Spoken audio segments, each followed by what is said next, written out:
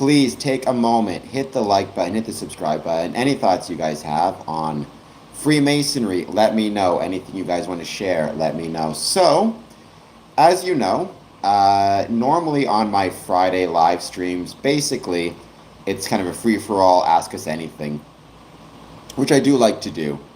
However, I think today is going to be a little bit different.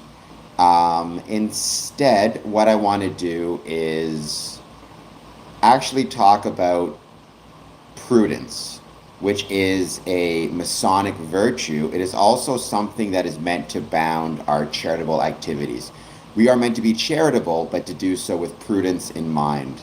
I want to talk about what that means and how it's not a matter of prudence and charity. Sorry, it's not a matter of prudence versus charity, but prudence and charity. I wrote about this in my Medium account, which I hope you guys have checked out. I hope you guys follow me on Medium. And yeah, I think that is what I want to discuss. Let me just get this a little bit more set up. But that'll be after the first hour. The first hour, we're just going to hang out and chat and talk about whatever. So let's give it an hour. Let's see who joins us 60 minutes, and we'll go from there.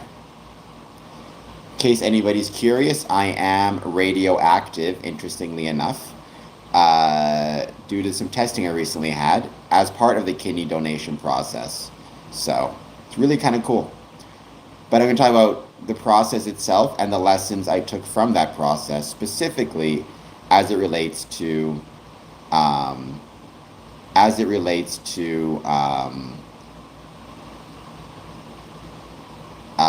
prudence. But for now, let's see who joins.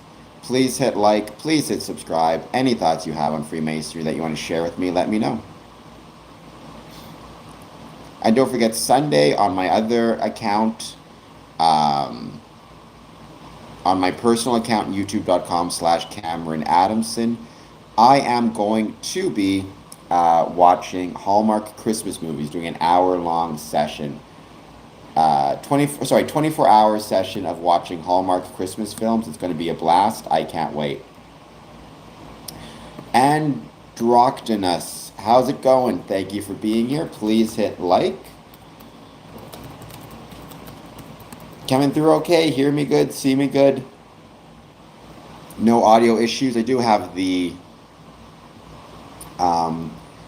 my air conditioner on, but that's all right. Air conditioning is not so bad. Today's topic will be prudence and charity, and how we as Freemasons can balance those two things. Our desire to be charitable, with the necessity of being charitable while tempered with prudence. There can seem to be tension between those two things. I don't think there is. I think ultimately we can find a way to be both, which is what I'm going to talk about. Charitable is good, but don't forget, charitable needs to be tempered with prudence. You need to find a way to combine both of them together. We're talking about why that is and how we can do that shortly. But first, the first 60 minutes, I just hang out and chat, talk about whatever it is. So any thoughts you guys have, let me know.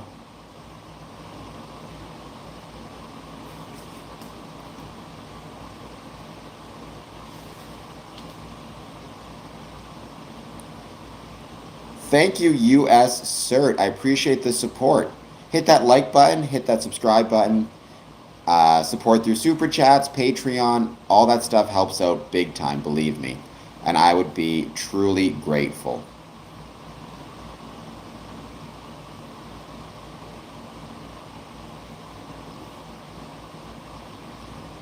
And again, the first 60 minutes, we're just going to hang out, chat, no specific talking points. Whatever you guys want to talk about, let's hear it. Don't forget, no 1 a.m. stream. I don't do 1 a.m. streams on Fridays or Saturdays technically. The next big thing we have coming up, youtube.com/Cameron Adamson, 24-hour stream on my personal account. We're going to try to see if we can finally, fingers crossed, grow my personal YouTube channel. I'm not monetized on it, but I'd love to be one day. So let's see what we can do. For now, though, hit the like button, hit the subscribe button.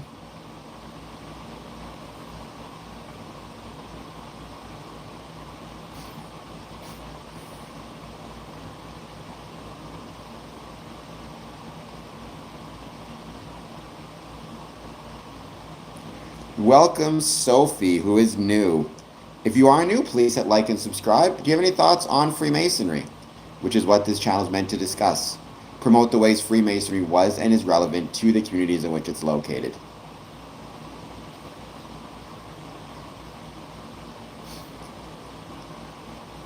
Hello, Cole Kurz. Thank you for being here. Tiffany, thank you for being here. How's it going? I hope everybody's having a good Friday. Looking forward to what's going to be, I've no doubt, an excellent weekend for us all.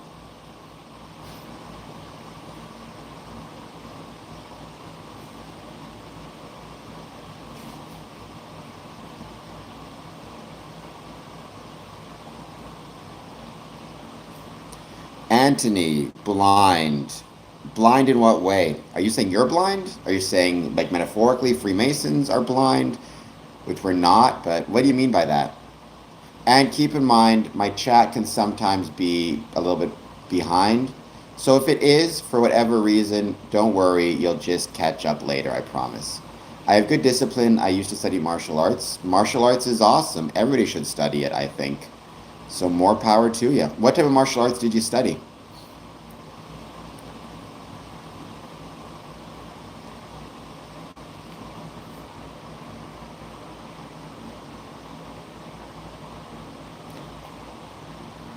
Those skills do stick around. I mean, OTO, and I don't know what A_A is. Do you mean like Alcoholics Anonymous? Which I would say is probably the least occult thing. We are more vanilla than people think, certainly more so than what the conspiracy theorists think. They'd be very disappointed if they ever went to a Masonic Lodge meeting, that's for sure. But vanilla doesn't mean not important. Vanilla also doesn't mean not useful or does not benefit the world. It just depends what you're looking for.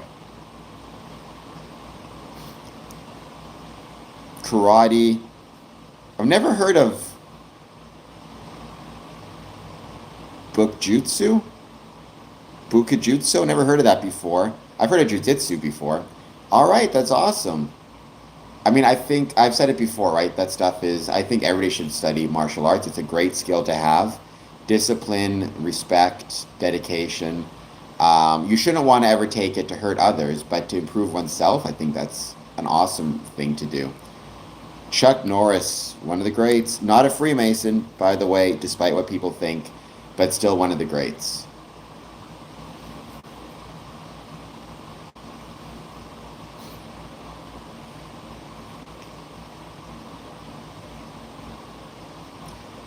As always, we're just going to keep hanging out, wait to see who joins. Please hit like, please hit subscribe. Any thoughts you have on Freemasonry, positive, negative, or neutral, let me know. For that matter, any thoughts you have on Prudence? Actually, let me make that the poll question for the time being.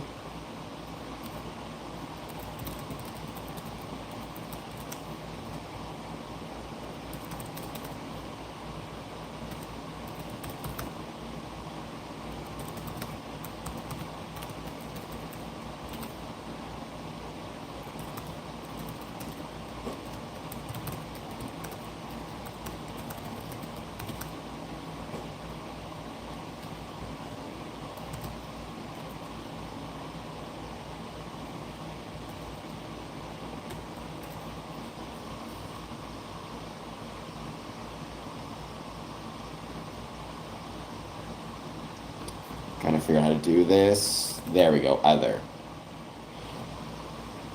Tao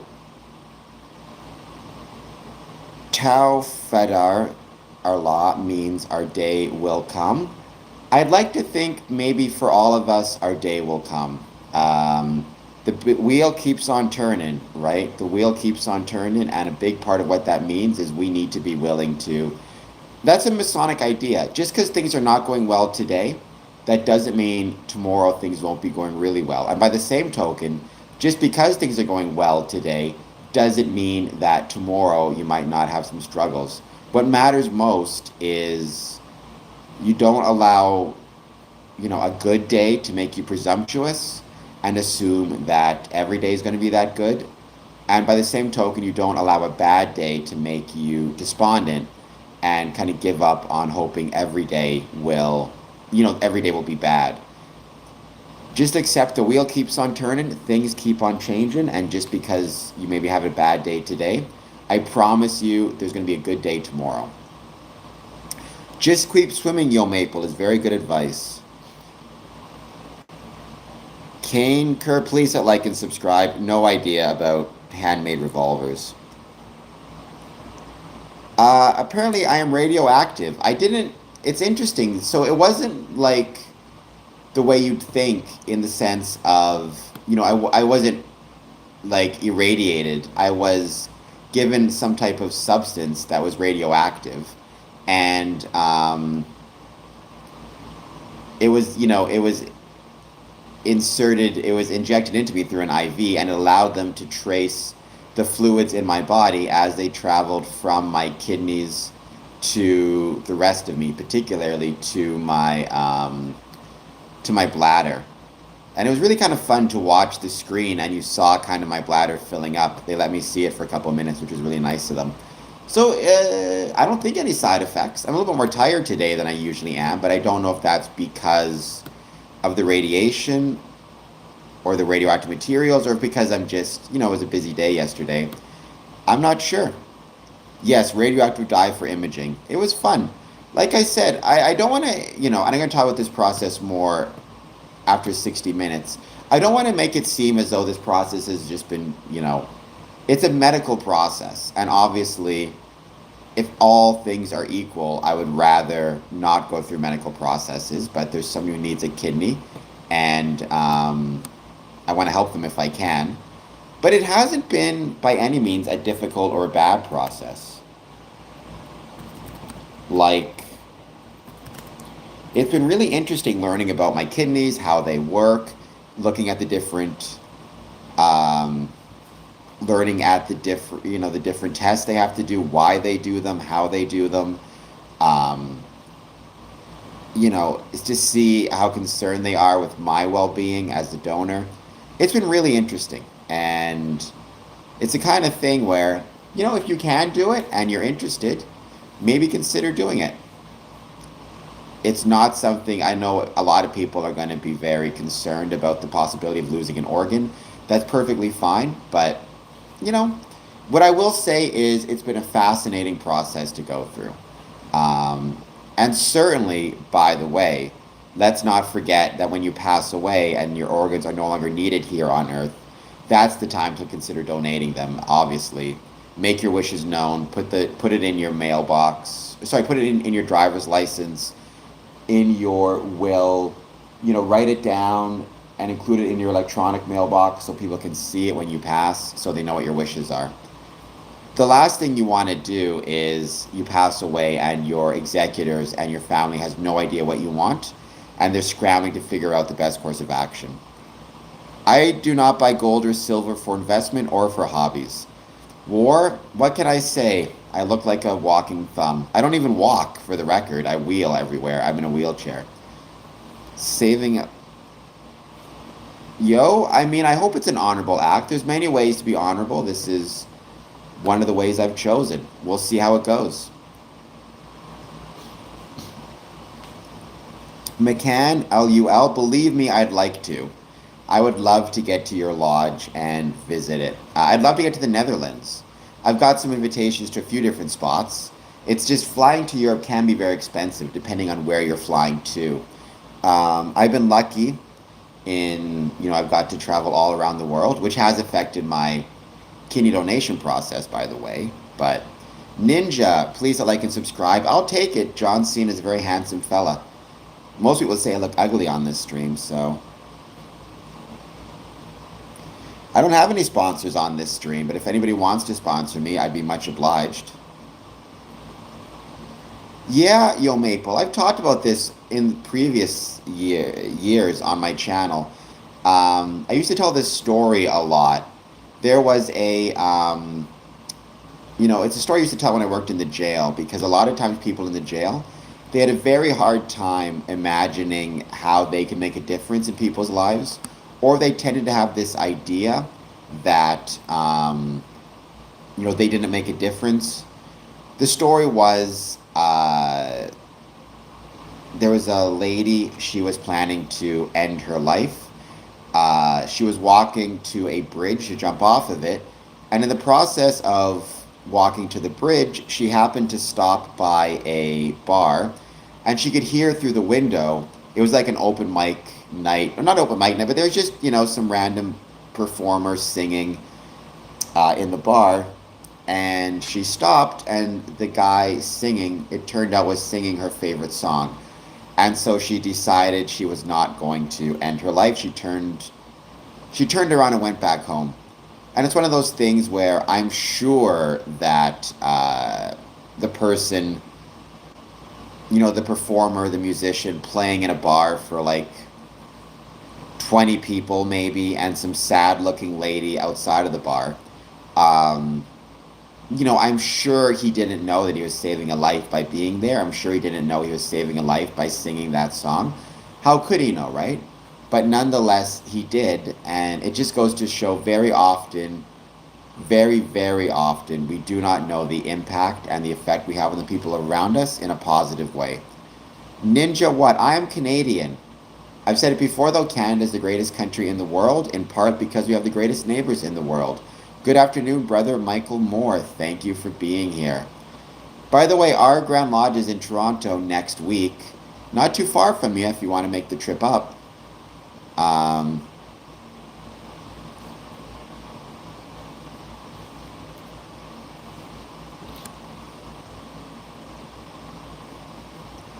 I hope that you are doing well.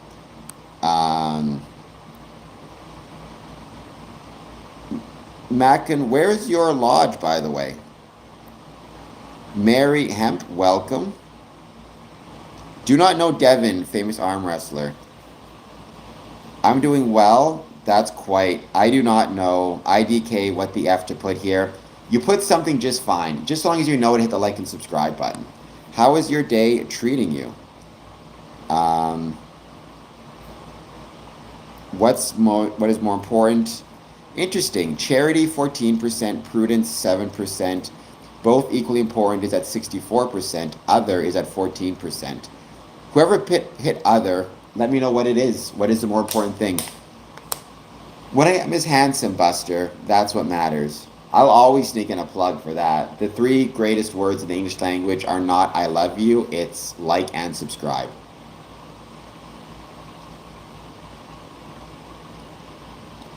Followed by and super chat.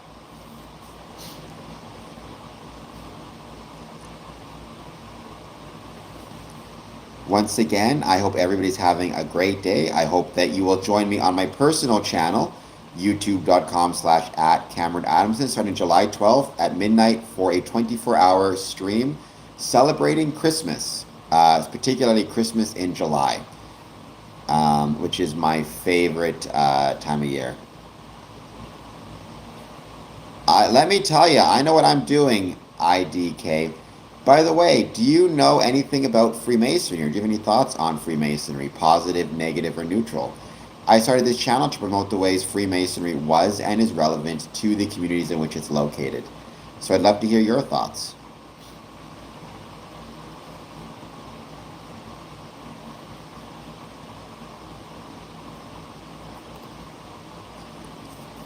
Buster, so you think Freemasons are sheep people, or you think the chat are sheep people? I'm a Freemason. I don't think I'm a sheep. Um, no, it's just, honestly, it's just commercial, right? It's a chance for Hallmark Channel to promote its Christmas movies, not just at Christmas time, but in July, and make more revenue through advertising. But I'm a big sucker for it. And then people kind of from there develop it and turn it into things they enjoy. And, Pluto TV and Tubi and all the streaming services have Christmas in July events and Christmas in July watch-alongs. It's just a fun way to geek out on something you enjoy. Like me and my Hallmark Christmas films. What can I say? I'm a big nerd. Um, John Michael, welcome.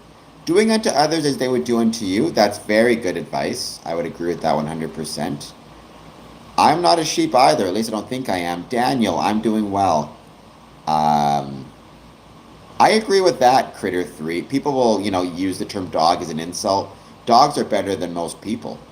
Um, or like Chef Gordon Ramsay always uses, donkey as an insult. And for me, it's like donkeys are better than most people.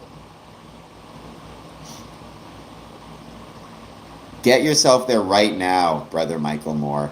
I mean, obviously, I don't want you to alarm yourself, and the stress of the situation is probably not healthy either. So don't panic. Stay calm. It's probably nothing, but just to be safe, get yourself to the doctors. Obviously, that's the most important thing. Better to be safe than sorry. I think one thing I'll never understand is, if people, especially men, I think, because I'm this way myself, are super stubborn and we don't ever want to ask for help or admit something's wrong. Better to go there and confirm that it's nothing than to not. Having said that, so many people throughout history, have symptoms like that. It turns out to be nothing. But still, go to the hospital. Just be safe. I'm doing well. I'm a turtle. We hang on Freemason Island, St. Bernard Parish, Louisiana. I really want to get to Louisiana. Um, I have been to Texas a bunch, but never made it to Louisiana. I hear it's beautiful though, so believe me, it's on my list of places I want to visit. Yes, Yo Maple is right. Become a Patreon member. Do what Sam tells you, do what the doctor tells you. I don't know if, like, what the wait times are like for you, but depending on the severity of the symptoms, they may push you ahead.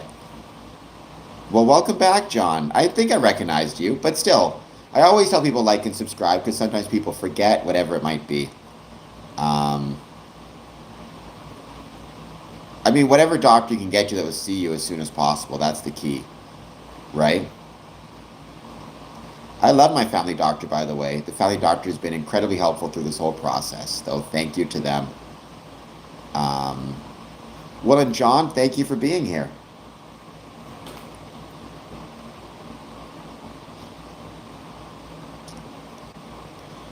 Yeah, anywhere that they can, get you seen right away, um, is the most important thing.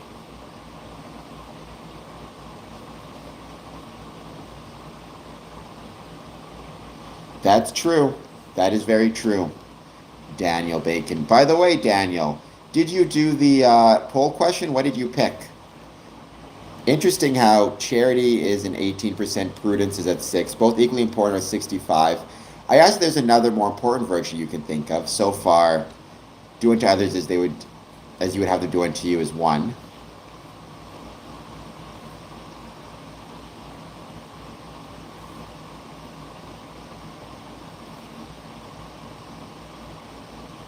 And we're going to keep hanging out. Please hit like, please hit subscribe. Any thoughts you have on Freemasonry, let me know.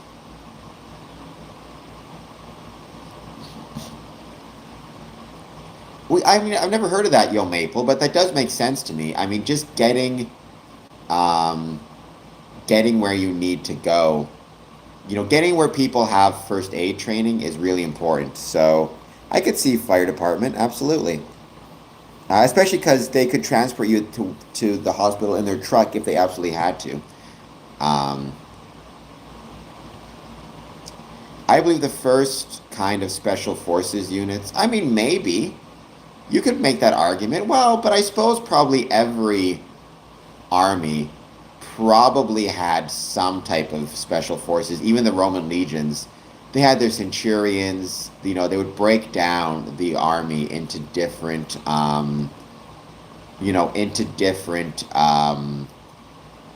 for lack of a better term, different units. Maybe some of those units could be considered special forces. Why not? Welcome. Thank you for being here.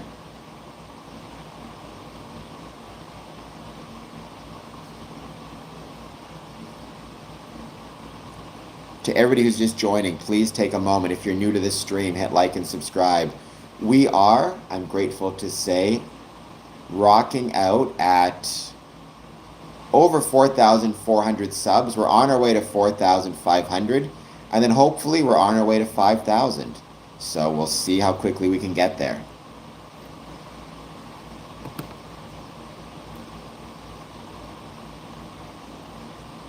It's growing slowly but surely. I mean, I don't know what it means to join the Salvation Army. I'm actually a Salvation Army volunteer.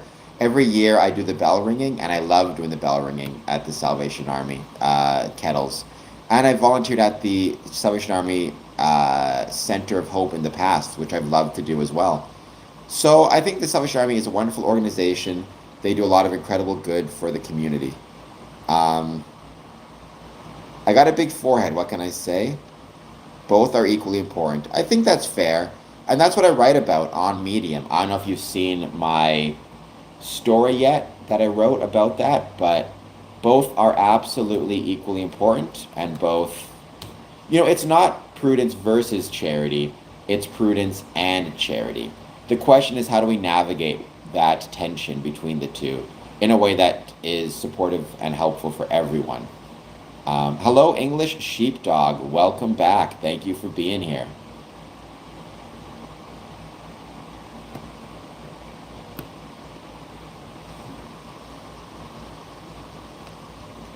I hope your day is going well.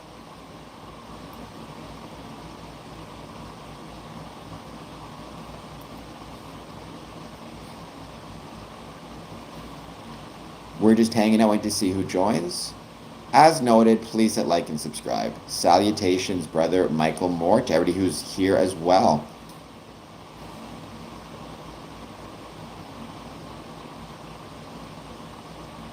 Thank you, rather hot. It's hot here as well. Thankfully, it got a little bit cooler, but it was warm as heck last week, and it's supposed to be warm as heck again next week. So I'm enjoying the little bit of the cool down as much as we're getting before it gets way too hot. All right, John, what's the question? Let's hear it. 82 is not terrible compared to what it has been, that's for sure. 111 in Rancho Mirage. Oh my gosh, Robert Whiteside. I would melt. I would not enjoy that temperature at all, put it that way. I would not do well with it.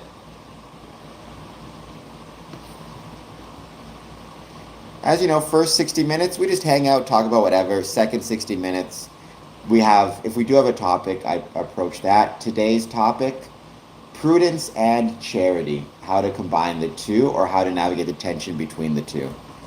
I would believe it, Cole. Get lots of water, hydrate, get electrolytes, get into shaded or air-conditioned areas.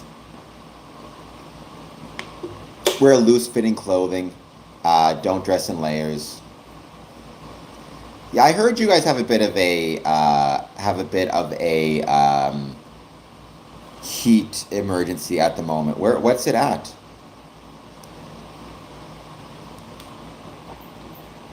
I mean, that would be in the 90s, I think. 34 Celsius to Fahrenheit. I think it's in the 90s. 93.2.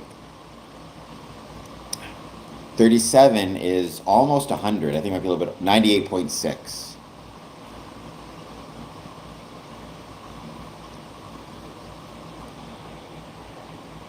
I mean, and the humidity, honestly, is what really gets you. When I talk about the importance of maintaining your health in heat, right, I mean that both in terms of,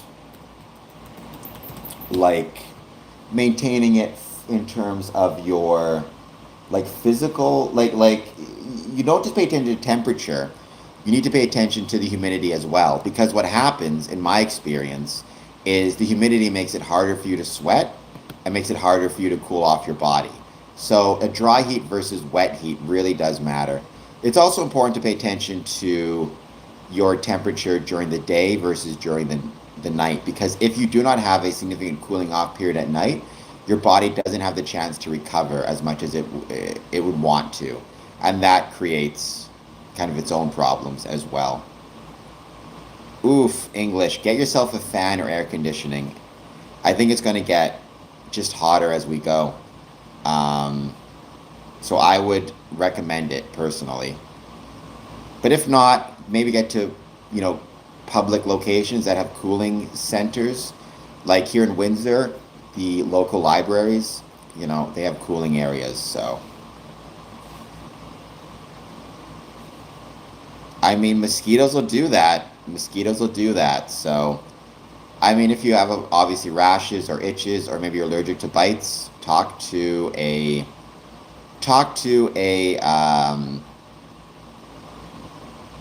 doctor. Absolutely.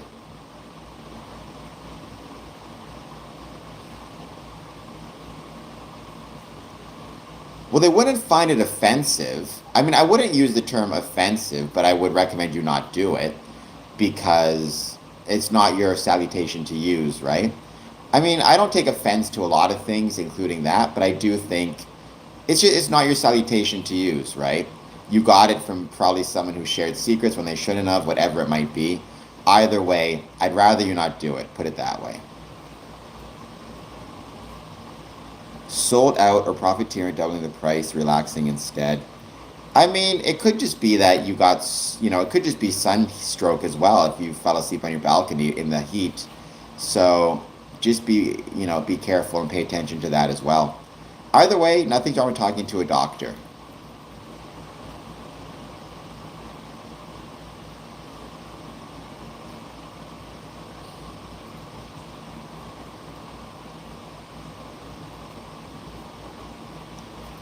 Once again, please hit like, please hit subscribe. Any thoughts you have on Freemasonry, positive, negative, or neutral, I'd love to hear them. English sheepdog, all good.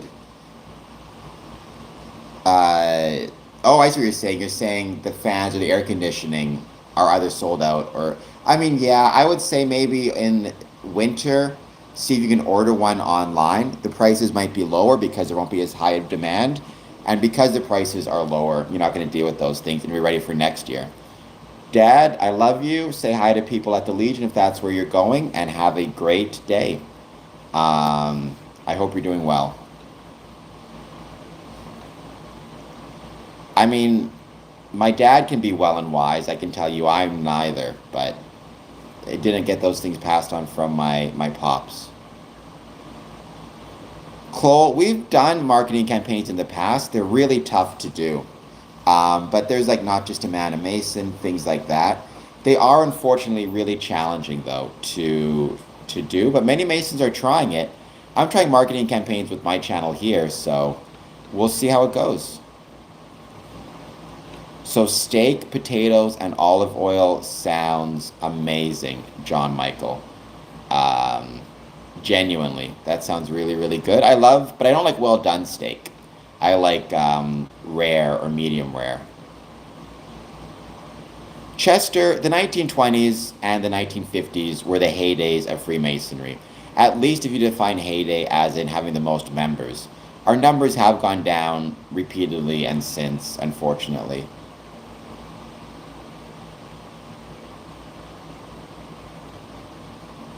Well, that's weird. I mean, approached by a Mason is strange as well. Like, what does that mean? I'm a Freemason. I would never approach somebody. I would just tell them I'm a Mason. Are you a Mason as well? I don't really know why they'd be approaching. I mean, do you mean like they were asking if you were a Mason, but they weren't explaining it well? I mean, that's why I think a lot of those call and response things are silly. Like when people ask, are you a traveler? Are you traveling to the east?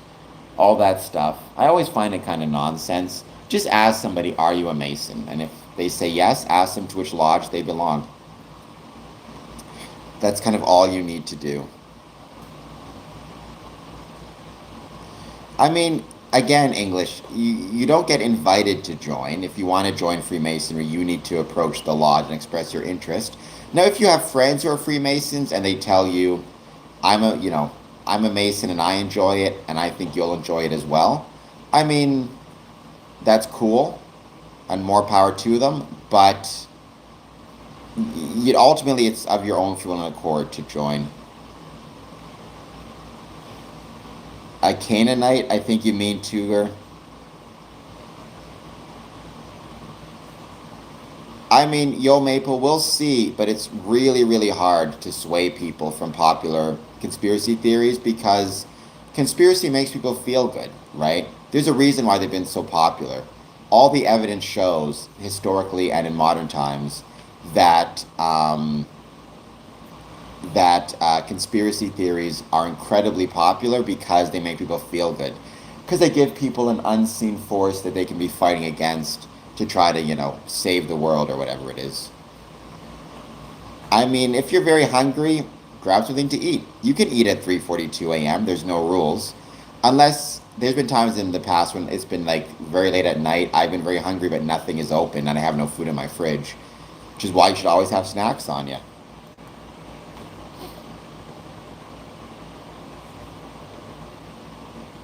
Please hit like, please hit subscribe. There's no such thing as boy brides in Freemasonry. That's bullshit. It's nonsense. I never heard the term. I've heard the term Canaanite, which is a biblical term. I've never heard the term catamite, but that sounds like bullshit. Okay, invited to apply. That is the right way to put it. And yeah, you apply when you're ready. Obviously, a lot of people are very busy, and that might mean that you don't have the time to apply right now, which is perfectly fine. Um,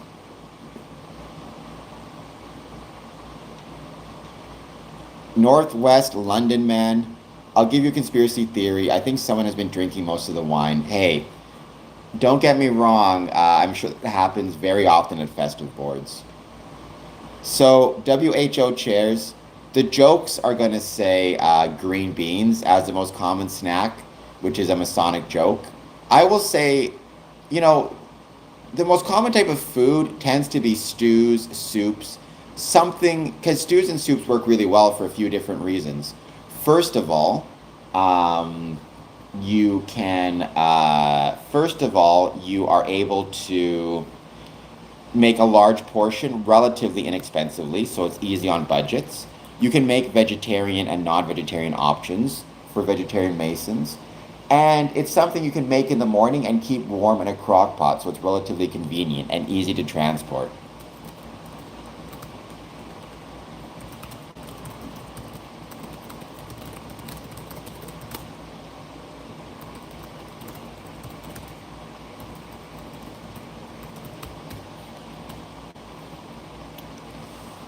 I've never been asked.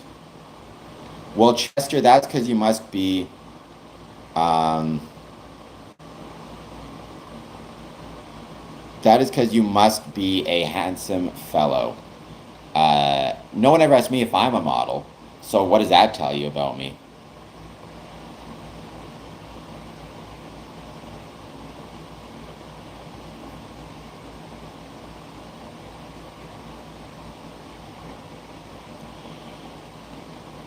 They have many Mason cookbooks actually, but I'm trying to work on one because one of the biggest problems I think is I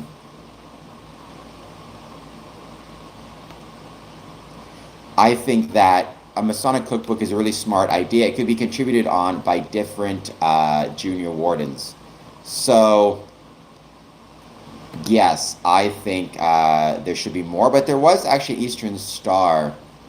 Um, Eastern Star has a really cool cookbook I found.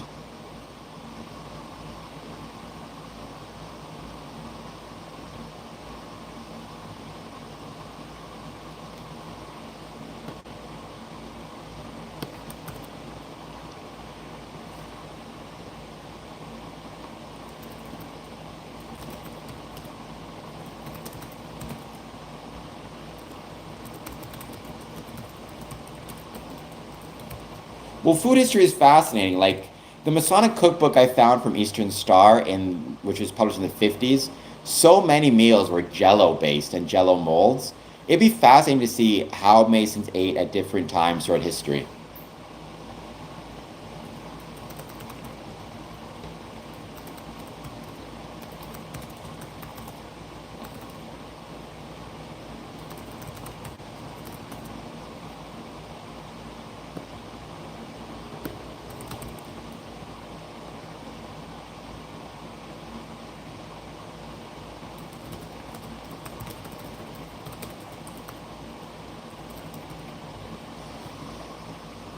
Egyptian of food. Well, that's going all the way back. Welcome, Canon Music, and congratulations on getting installed as junior deacon. You should be really proud of that. It's a wonderful role. Um, Excellent to see. So that's awesome. I hope that you enjoy it. Let me know how it goes.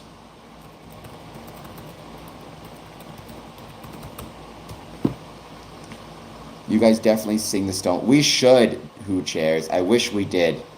Um, Thank you for being here. Please take a moment um, to hit like and to hit subscribe. Any thoughts you have on Freemasonry, positive, negative, or neutral, let me know. So, how excited are you, canon music?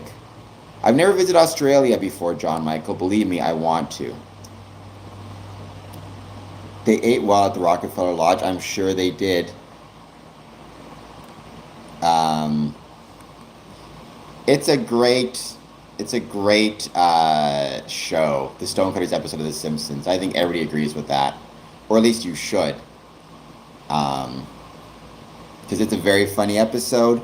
I think every Freemason loves that episode. At least they do if they're smart and if they're good people. Even if you don't like that episode, you're still good people. But you're better people if you like that episode.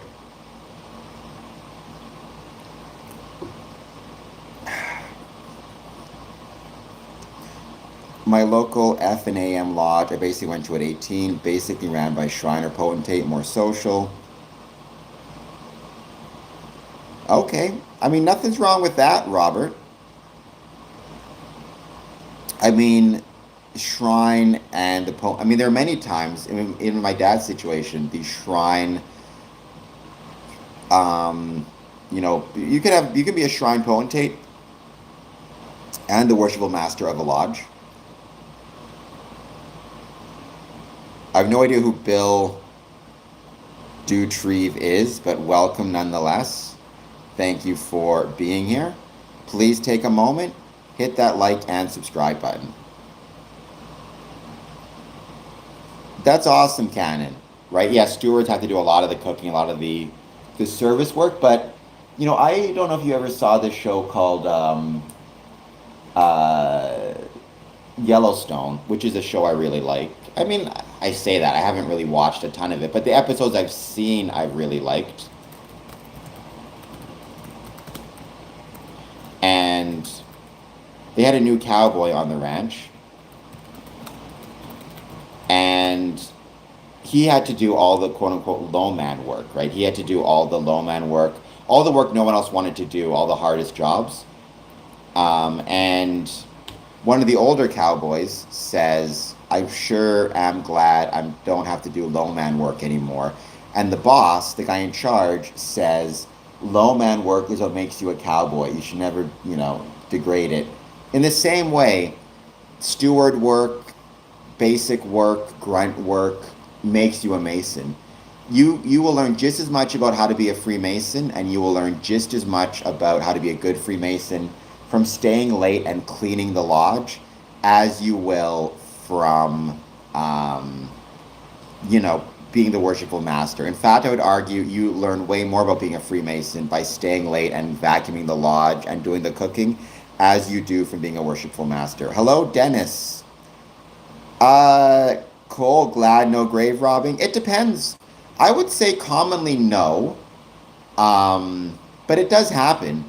It all depends on what the Mason states and expresses in his will, right? If you want to be buried with your regalia or your jewels for whatever reason, it's up to you to write that stuff down in your will so your people know, right? One of the worst things you can do is, again, not have any instructions as to what to do with your Masonic items so nobody knows. Um,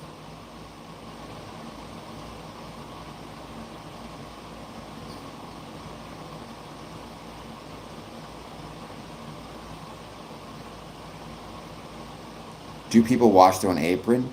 We don't wash our aprons as a usual rule. The fact that they get dirty shows they're being used. So, I mean, for communal aprons, like every lodge will have a few spare aprons just in case you have somebody coming to visit who forgot theirs, you forget yours at home. Those may get washed, but the actual, typical aprons themselves, we don't wash them. At least not in Ontario. I love cooking at lodge. What do you like to cook at lodge, Alchemol? The shrine is a pendant body within Freemasonry. In some ways, you can view it as a charitable and social branch of Freemasonry um, that has existed. I forget when it was founded, but they do a lot of great work in the community. However, to be a Shriner, you must first be a Freemason and a Master Mason. That's a good way to do it, English. That's awesome, Joseph Nicholson. And again, that demonstrates that you kind of understand the truth about what Freemasonry is. It's about service to others. So good for you. I mean, how correlated really is it, Cole? It's what, 30% approximately of the presidents have been Freemasons. The last one that's undisputed is Gerald Ford. I think, first of all, I don't think the correlation is as strong as people think it is. I think very often it's not the case.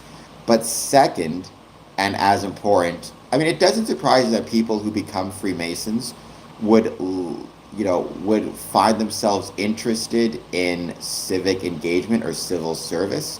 A lot of the skills you need to be good in Freemasonry can easily transfer to that field. Meeting management, memorization, working with different people with different ideas, conflict resolution, Robert's Rules of Orders, democratic kind of institutional protection, if that's the right term for it. And also, if you are involved in a group like Freemason, you probably are naturally inclined to want to be part of civic engagement. So, not all the founding fathers, Cole, nowhere near. Probably 9 to 13 of the founding fathers. And there's no set number of founding fathers, but usually people say there's about 56 of them. So 9 to 11 out of 56, less than half, less than 25%. I mean, I don't disagree with the cookbook, Cole. But again, it doesn't shock me. If you're a Freemason, you probably care about your community and your country. And as such, you probably care about being part of these things. John, I think I answered your questions. Do you have another question? And if so, I'll try my best to answer it. Unfortunately, word of mouth is very often incorrect. So you got to be careful about that stuff.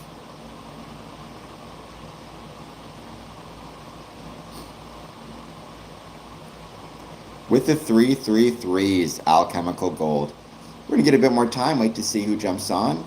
As always, the first 60 minutes, no specific talking points. We just hang out. Hello, Mayo and Oreos. How's it going? Thank you for being here. I hope you're doing well.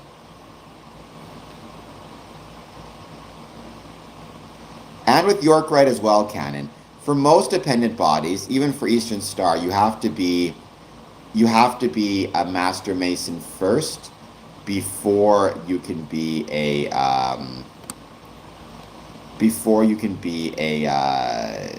member.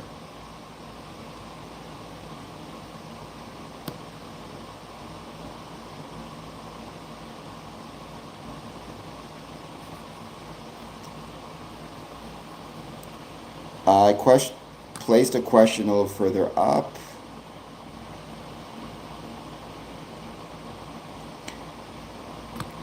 Well, that's an interesting question. I mean, there are ways to contribute to Freemasonry as a non-Mason. I mean, primarily and very often that's family members that do it, right? Like wives, girlfriends, kids will help out at the lodge for special events, or they'll get things ready. I mean, if you're interested in historical preservation of buildings, you can talk to the lodge about helping them with everything from mowing the grass to cleaning up the building, if they're looking for help.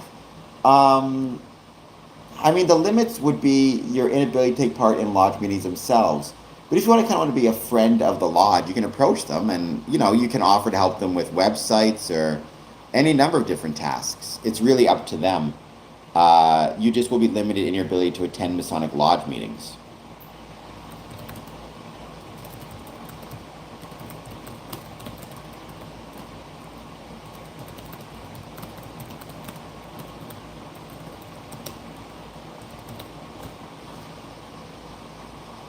Joseph, I mean, you could just apply for it next year as well. Don't forget, Joseph, York Rite isn't going anywhere. So, um, I think greetings from Tel Aviv. Welcome. Foreign, all right, well, I tried my best. Um, I missed out on joining York Rite this year in a petition for Scottish Rite. What I would say is ultimately you have to do what is kind of within your heart. So if in your mind Scottish Rite is where you want to be, then join Scottish Rite. If in your mind you're more thinking about like,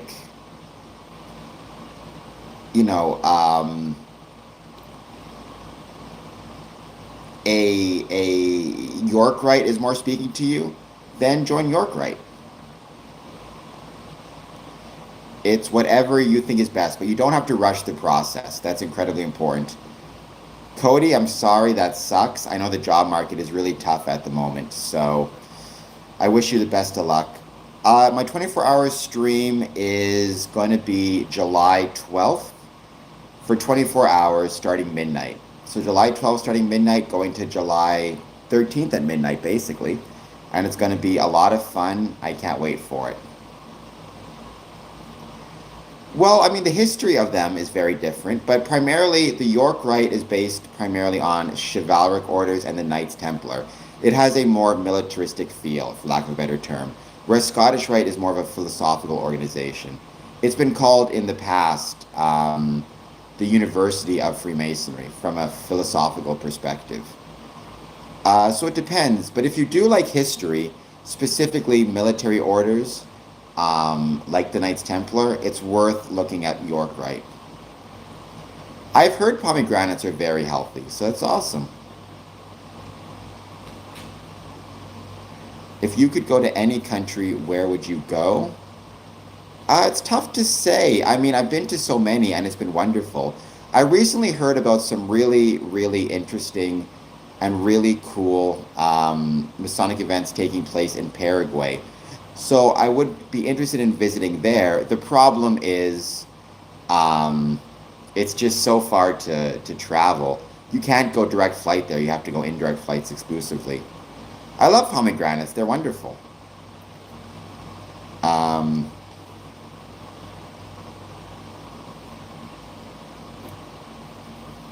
but, I think well-balanced diets usually are the most important. Pomegranates are actually important symbolism within Freemasonry as part of King Solomon's Temple. They're meant to represent plenty, and they were used in King Solomon's Temple to represent plenty. There are, Joseph, but they're ultimately not as. I'm trying to think about how to describe it. They're not. I mean, you wouldn't go through them and view them in a militaristic fashion, even though Knights is a military order. But in the York Rite, to my understanding, you far more recognize it as being evolved from military orders. What's tomorrow, Mayo and Oreos? The 24-hour stream is July 12th. Tomorrow, I got to help my friend out at a bingo. That's going to be fun. Um, Unless there's something I'm missing.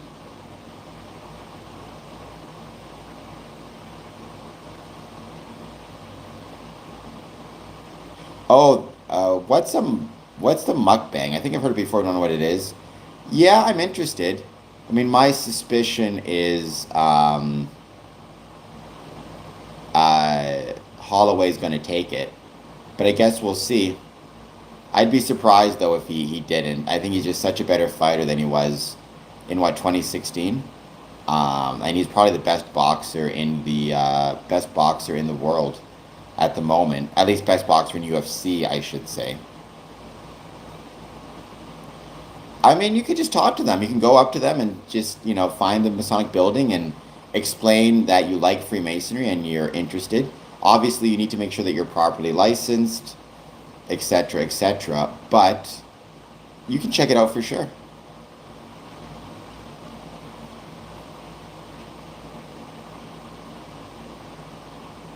Yeah, I mean, I don't want to eat food loudly on stream, so let's not do that. There's a lot of things that I find strange that are popular. That's just something you get used to. What I do for work, Cody, I'm doing this for work. At least I'm trying to. So help me out with a live stream, with a super chat, with Patreon, with sharing, all that jazz would be much obliged.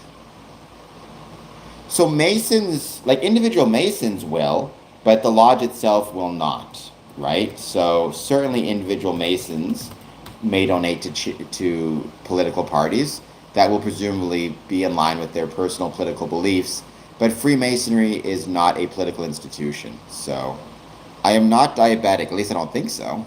I'm currently in the process of trying to donate a kidney to somebody. You can't do that if you're diabetic. Um, oh, that's interesting. I mean, I support that a lot more. What size hats do you wear? I got a big head. What can I say? But I'm okay with having a big head. I'm so handsome that if they didn't give me some type of, you know, challenge, I would steal all the women from the rest of you.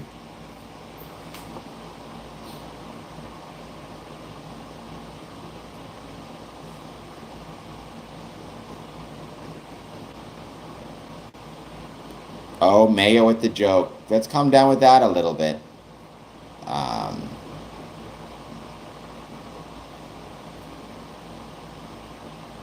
I'm doing YouTube. How's it going for you, Cody Watkins? What's your channel about? I mean, I'm not. This is not a endorsement because I've never seen it. Having said that, I would encourage everybody to check out his channel, and if you find it interesting, by all means, subscribe to it. What is your, let's say, your favorite part about being on YouTube versus your least favorite part about being on YouTube?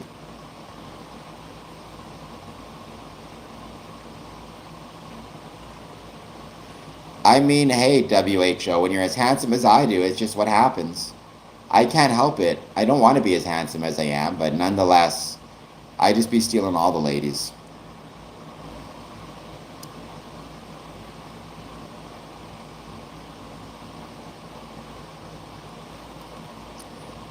So, Cody, what's your channel all about? I mean, any hat, so long as it's big enough, I suppose.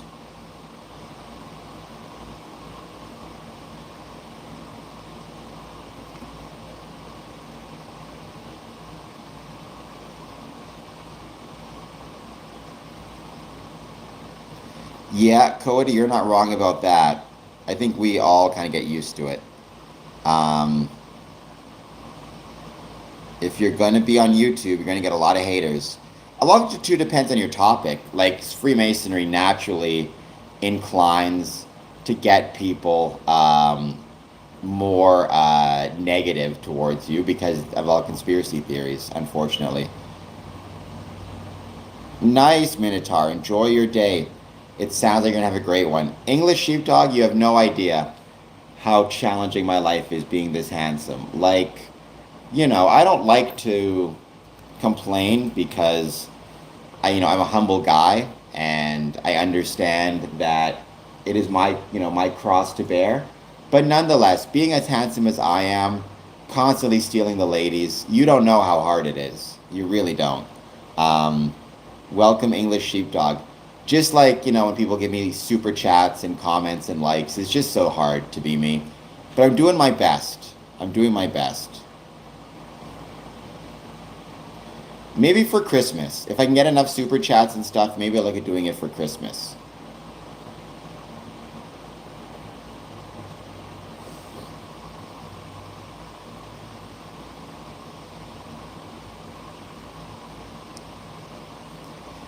It depends on what they are. I know some people, like one of my favorite expressions, I learned this politically and in politics, is it's better to be hated on the first page than loved on the last page. And there is some elements of that within Freemasonry, right? Where um, it's so much better to, like, you could argue if everybody's talking about conspiracy theories and Freemasonry on the front page, or, that's better than people saying how great Freemasonry is on the final page.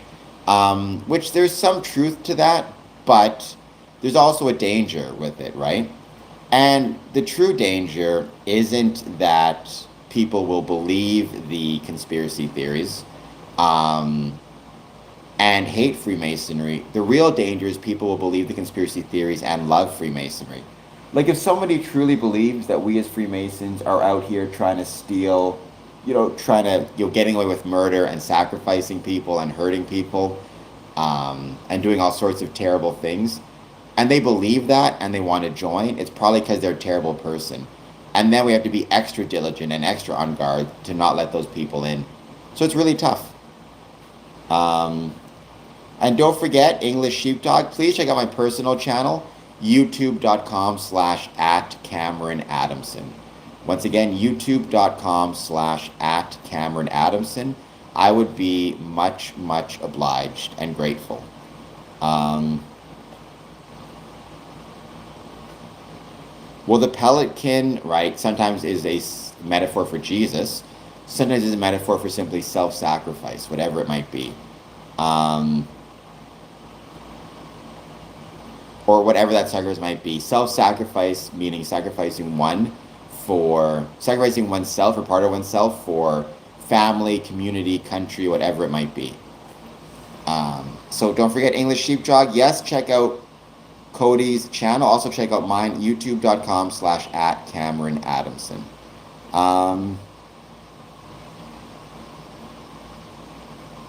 youtube.com/at Cameron Adamson. youtube.com/at CameronAdamson. We're going to do my 24-hour stream starting July 12th at midnight. It's going to be a lot of fun.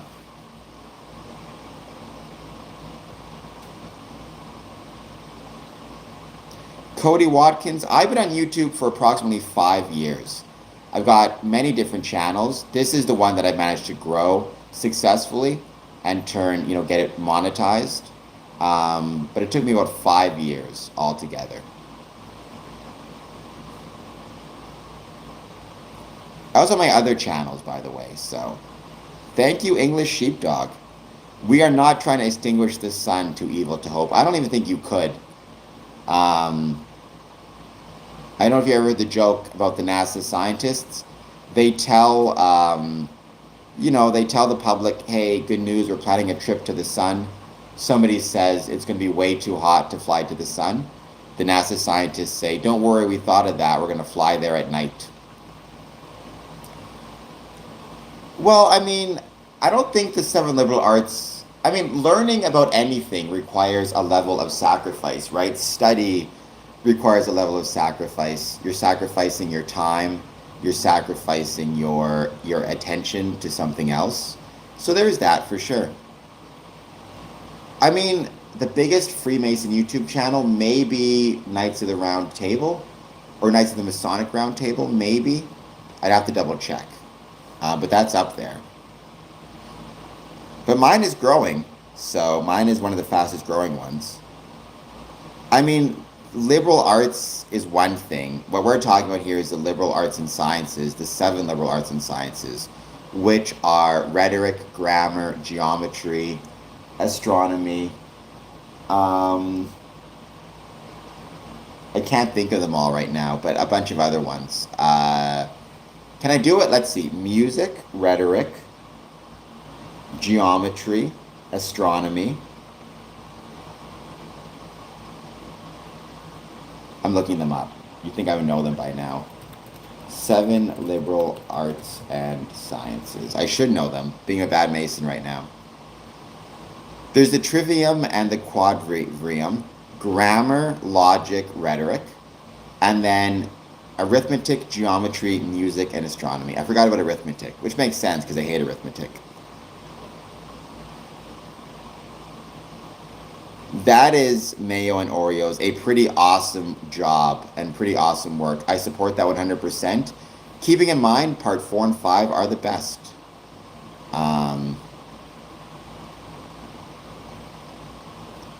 That's a really good quote, Neil Maple, and a lot of people who know me would say that's a quote by which I probably live my life. I agree with that 100%. You can't break the rules unless you first know the rules.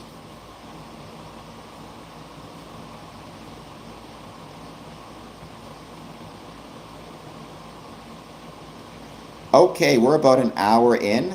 So, as people may or may not know, not only am I lucky enough to be producing content on YouTube, I am also producing content on Medium, which is basically YouTube but for writing. We're able to produce written work, written content, and then share it for free or behind a paywall on Medium. At this point, almost all of my content is for free on Medium. I hope you'll find me there. I'm going to leave a link in the chat so you can find it. You can sign up for Medium completely for free, and I hope you'll consider doing so as well. If you copy and paste this, you should be able to track it down. So yesterday on Medium, I published a new story called Prudence and Charity, and it's why I have this question. Interestingly enough, 22% are saying charity is the most important. 22% are saying charity is the most important. 17% are saying prudence is the most important. Both equally important is in the lead at 47%, and then other is at 14%. I wanted to share what I wrote in this story and some of the lessons I took from it. Both, I think, is the right approach, English Sheepdog. So, charity is a fundamental characteristic of Freemasonry. However, Masonic charity is not without bounds. A Freemason's charity must always exist within the bounds of prudence, prudence being a cardinal virtue which all Freemasons must respect. Recently, I have been musing upon the tension that exists between the Masonic desire to be as charitable as possible, while also respecting the bounds of prudence. This tension is evident to me as I embark upon the process of being a living organ donor, an act of charity requiring a great deal of prudence. And I'm not talking about the fact that I'm looking at being a living organ donor to kind of talk myself up, though it is something I'm proud of, but rather to talk about, yes, it's a charitable act, but it's an act of charity requiring a great deal of prudence, both for my safety and the safety of the possible recipient. This tension between the desire to be as charitable as possible while remaining within the bounds of prudence is something I discuss in this article. It's not prudence versus charity, it's prudence and charity. So the first question, what is prudence? Merriam-Webster defines prudence as the ability to govern and discipline oneself by the use of reason, skill and good judgment in the management of affairs and the use of resources, caution or circumspection as to danger or risk. Prudence is not about never being charitable. Prudence is also not about never taking risks in the pursuit of being charitable. Rather, prudence requires that any risks taken in the pursuit of being charitable are taken in a manner that uses discipline, reason, skill, good judgment, and caution. So, anytime you are charitable, there's a risk that you're taking. When you donate your money to a charity, you are taking the risk that the charity will use that money in a manner that's appropriate and is not trying to defraud you. When you give money to a friend, same thing. When you're donating a kidney, there are health risks associated with donating a kidney,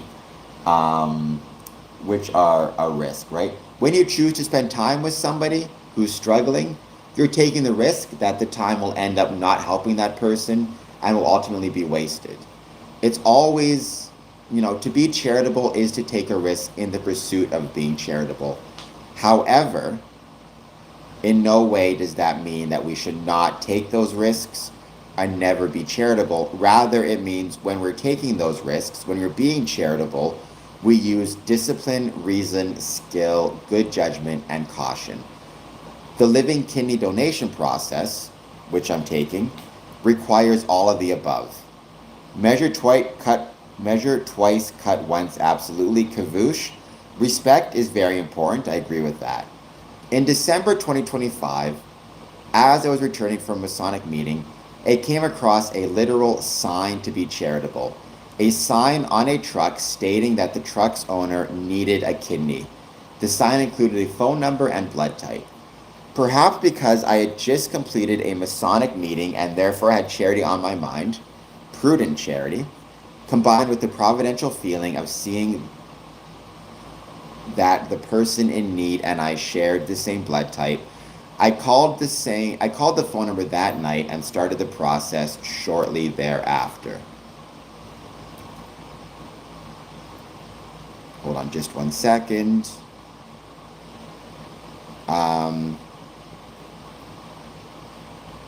Humility, unfortunately, is sometimes seen as a weakness, but it shouldn't. It shouldn't be seen that way.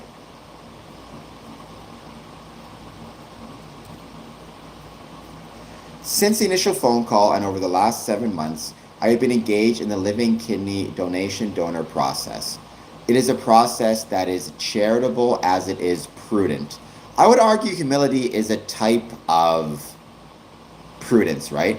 I think to have humility and to be humble is to be prudent as to the things you don't know and to recognize the things you don't know, or to be humble as to the skills you may not have. The process started with application forms sent from the Living Donor Program at London Health Sciences Centre that included several releases, a full medical history questionnaire, and a full social history questionnaire. Immediately, I saw the prudence of the process. The application forms were fulsome, detailed, and honest about the risks associated with being a living organ donor. The application forms reminded me that prudence must temper charity. Being a living kidney donor carries risks for the donor. It also carries risks for the recipient if the donor is not prudent and honest about any risk factors and medical history he or she may have. While many of the application questions are personal, answers remain confidential. For both the sake of the donor and intended recipient, the prudent course is to be completely honest throughout the entire process. It was good, Dylan. I'm now radioactive. It was fun. After sending in the application forms, my kidney donation process continued and continues with medical tests both locally and in London, Ontario. As I have been lucky enough to travel around the world, the testing has been fulsome and designed to ensure that I have not contracted any diseases that could potentially harm the recipient. As I noted in previous stories, I always ensure any necessary or recommended vaccinations are up to date before traveling internationally, a prudent course of action. The testing ensures I am physically healthy enough to donate a kidney without experiencing any more harm than absolutely necessary, and that I will be able to make a full recovery. I try to be Stephanie. At every step of this process, Living Donor Program doctors and staff have been honest and upfront about the risks of being a living kidney donor, and the challenges associated with recovery after a kidney removal surgery. Also, at every step of the process, the doctors and staff have reminded me that I can, at any time, revoke my consent and end the process for any reason.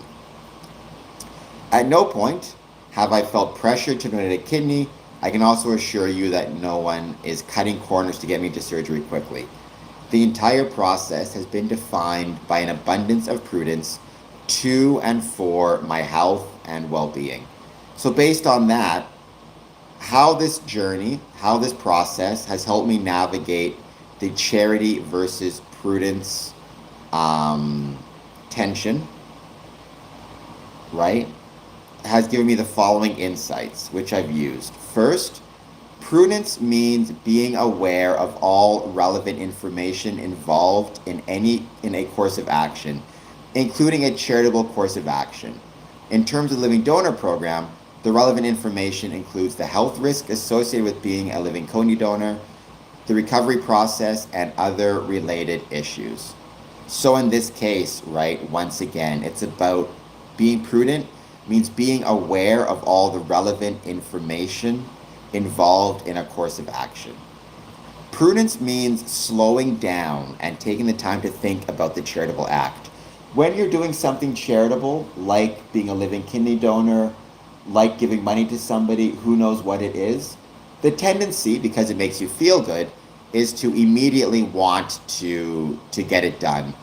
You know, as soon as it's tomorrow, all of a sudden, I want to donate my kidney. I want to show support. I want to help people. I want to give my money to somebody. I don't want to ask any questions or slow down. However, being prudent means slowing down. The kidney donation process has taught me that it's been 7 months since I started this process, and I'm still ongoing with the process, right? That tells me that I need to be willing to slow down, take my time, and be patient. It doesn't just make sure I'm safe, but it makes sure, um, the recipient is safe. Forcing yourself to slow down and think what you're doing is really, really good. By the way, as a side note, many people who are scamming people will try to do so in a manner that is, um, one of the ways they try to scam you is they try to make you do something right away, as soon as possible. Don't slow down, don't think, give money, give money, give money. Send the gift card, send the gift card. It's urgent, it's immediate, you need to do it right away. If you ever feel you're being pressured to go quickly, slow down. One of the best pieces of advice I ever got in professional wrestling, which I think you can apply to this as well. Um, in professional wrestling, they tell you if you think you're going too slow, slow down.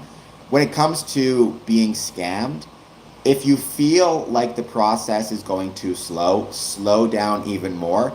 Think about what you're doing. It's really important. Really important. Right, my living kidney donor process has been 7 month process and is still going.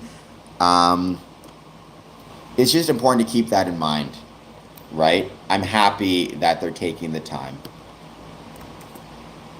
Prudence means recognizing situations in which you feel threatened or pressured into providing charity and refusing to do anything that makes you uncomfortable.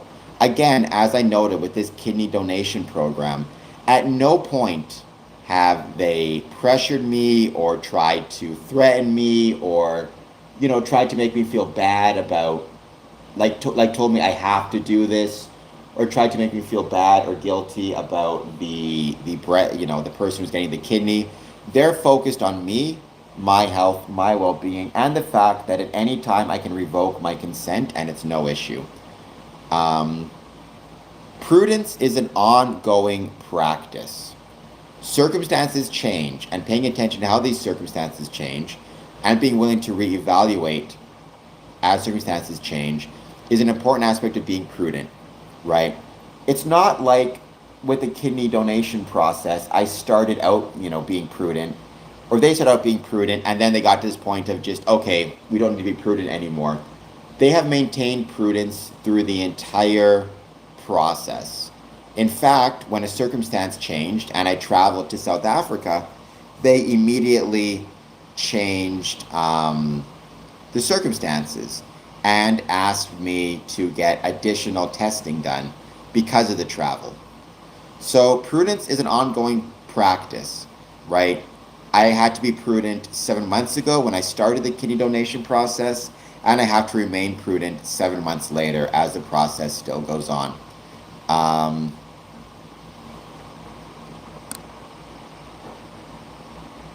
what is the Earth Alliance? Juliana, I think I do. I mean, I'm very questioning police about DJT coin, about any cryptocurrency. I'm not saying you can't use it, but it needs to be a small part of investment strategy. Um, Prudence is important for those who give as well as receive.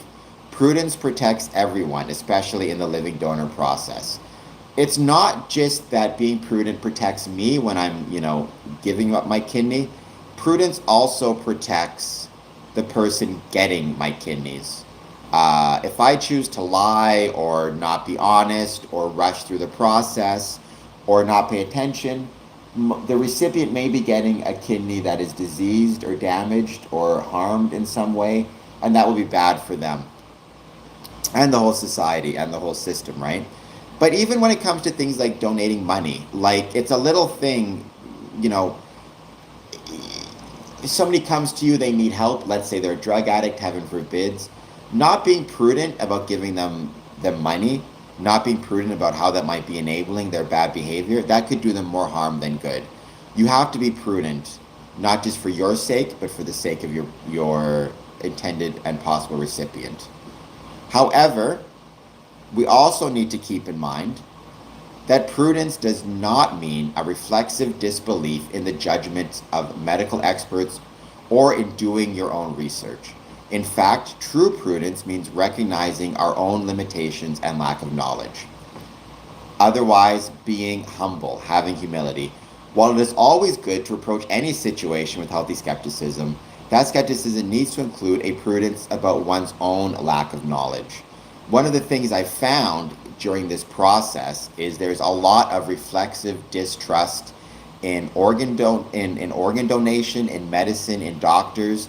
People telling me, for example, that if I give my kidney, they'll let me die on the table to take all my organs, or that I'm being pressured to do it, or that, the doctors are getting paid money to take my organ and sell it on the black market, none of which is true. This reflective distrust in the organ donation process is incredibly harmful, and people need to keep that in mind. Um, you should be humble and be prudent about your own limitations and what you don't know, and recognize that doctors, nurses, professionals went to school for a reason. They have experience for a reason. Now, that doesn't mean you don't have to have zero skepticism. Obviously, it's healthy to have skepticism of a certain degree, or at least be willing to ask questions. But you also have to be willing to recognize reflexive disbelief, reflexive skepticism is not healthy either. You need to find that balance. Um, they're called medical professionals for a reason. Um, with that in mind, and with all of the above in mind, I think it's important that people understand, yes, there can feel that there exists a tension between wanting to be as charitable as possible, but also wanting to be prudent. However, there's not.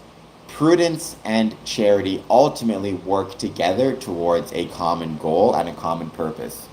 Um, Very often, what I have found is seemingly goals that are at odds with one another in business, in life, very often can actually work together for common good. So for example, the tension between wanting to provide good service at low cost can actually work together to create a better service. And the tension that exists between wanting to be charitable while prudent can actually result in a better outcome for all.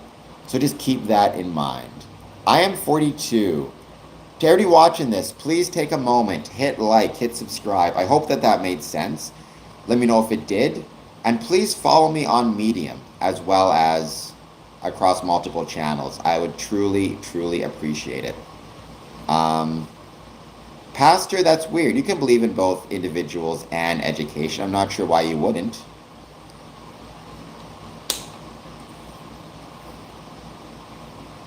And I do agree, everyone is good at something. I support that 100%.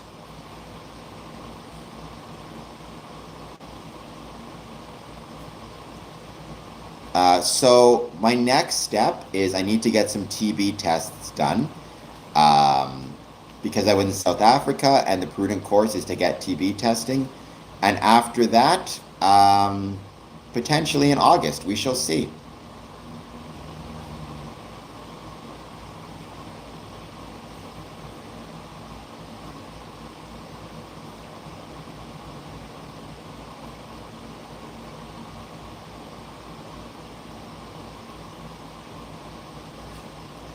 Not quite normal. I mean, I'm glad that you're back. It's grateful to see you once again.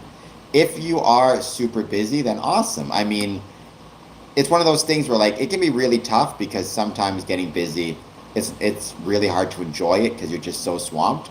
But it also probably means you're accomplishing a lot in your life. At least I hope that's what it means. So I'm glad you're busy. Don't forget though, maybe make sure to turn on your notification bell. That way, whenever I am streaming, you'll get a notification and you'll be able to find me.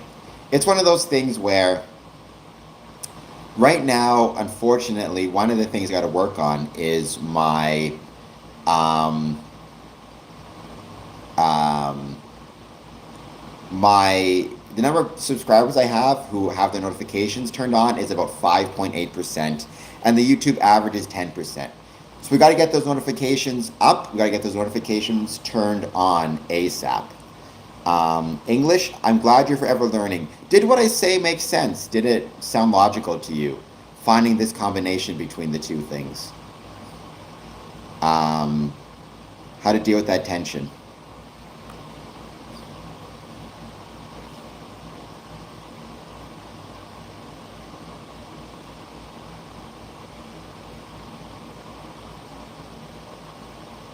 Pastor, I mean, if they're a doctor, then by definition, they have to understand the human body, right? You may think they didn't, but my suspicion is they probably did. No, you need to be careful for lack of a better term, clandestine doctors, doctors who pretend to be doctors but are not, but that's a different issue.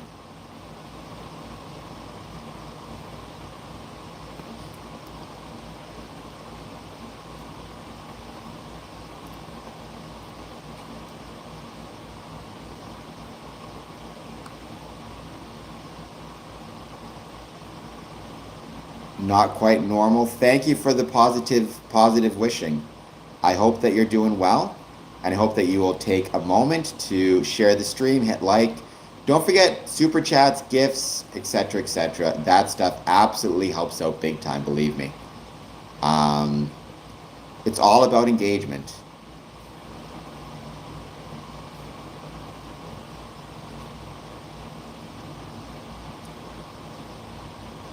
I mean, I just always say, Pastor, be very careful with that stuff. Um, I am not reptilian blood. I don't know what it means to taste the fruits of love. Kavush, I think you might be struggling in your life a little bit. I can't tell if you're trolling or you legitimately believe what you're saying, but it does not sound super healthy if it's the latter. Um,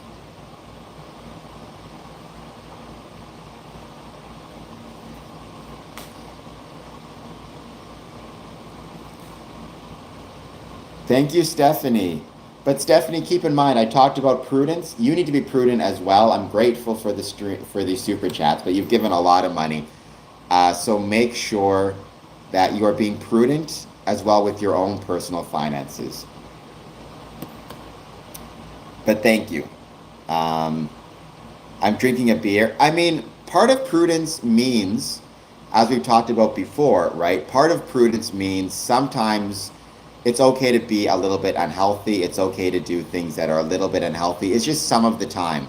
Because if prudence means you refuse to be anything other than healthy all the time, that might drive you crazy a little bit. You need to treat yourself sometimes.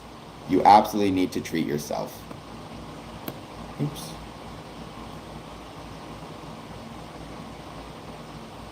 Take care, right. I mean, taking care of yourself is important. You cannot, as is said, right, you cannot fill from an empty cup. And there's a lot of truth to that.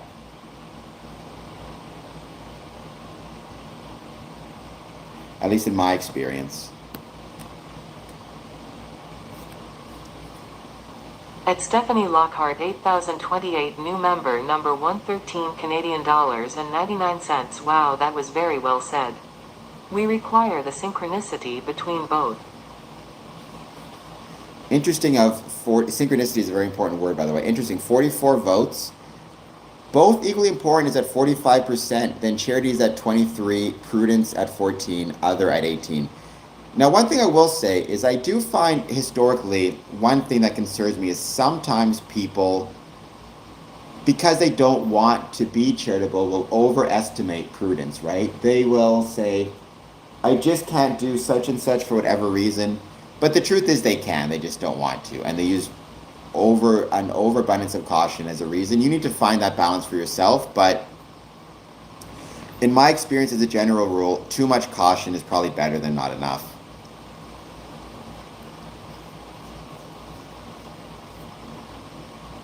I mean, I would say you did, in that case, go and get a second opinion, which is something you absolutely should do. So I think that is awesome to see. I mean, again, there's nothing wrong with getting a second opinion, just making sure you get a second opinion from a qualified source, right?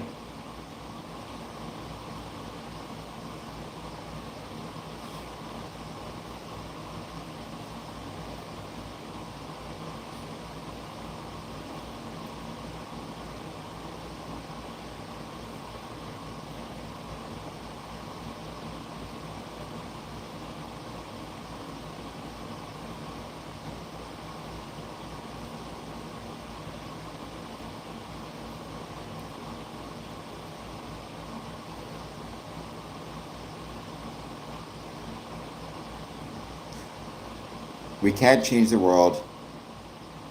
We can't. Now, again, we should never use that as an excuse because we'll never be done making ourselves perfected. We'll never be done getting ourselves to that state of perfection of the perfect ashlar.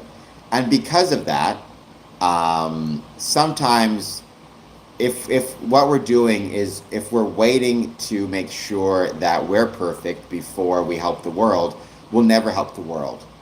But we can always try to work on ourselves to be better, and then therefore, the better we are, the better our capacity to help others. And also, bettering yourself betters the world by definition, right? You are part of the world. So the better you are, the better the world will be also.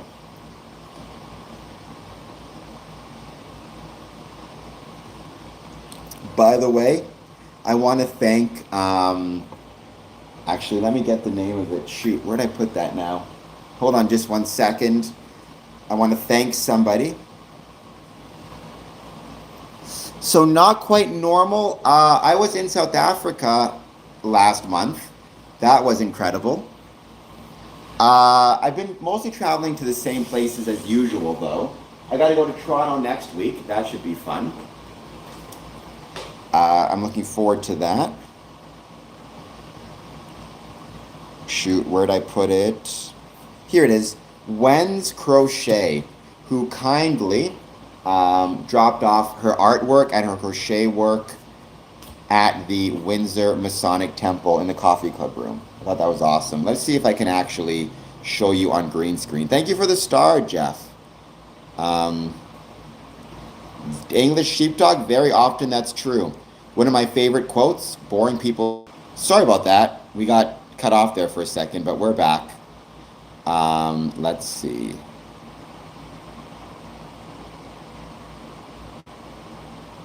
There's her work. You can kind of see it. She crochets those flowers.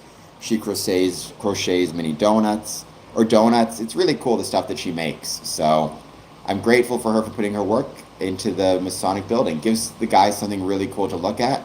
Gives us a chance to support local artists. We just had a great artist in called Guy Williams as well. But it's nice to have something different and new in also. So I thought that was really awesome. I agree, not quite normal. That's a piece of advice I've given to people in the past, Masons in the past.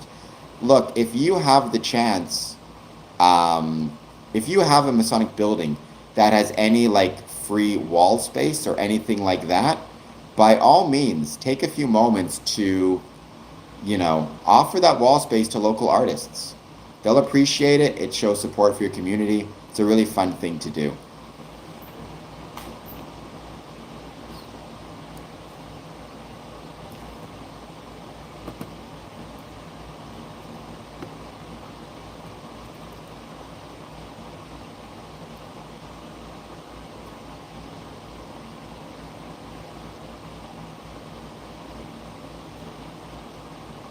That is a good metaphor, Yo Maple. That metaphor makes a lot of sense.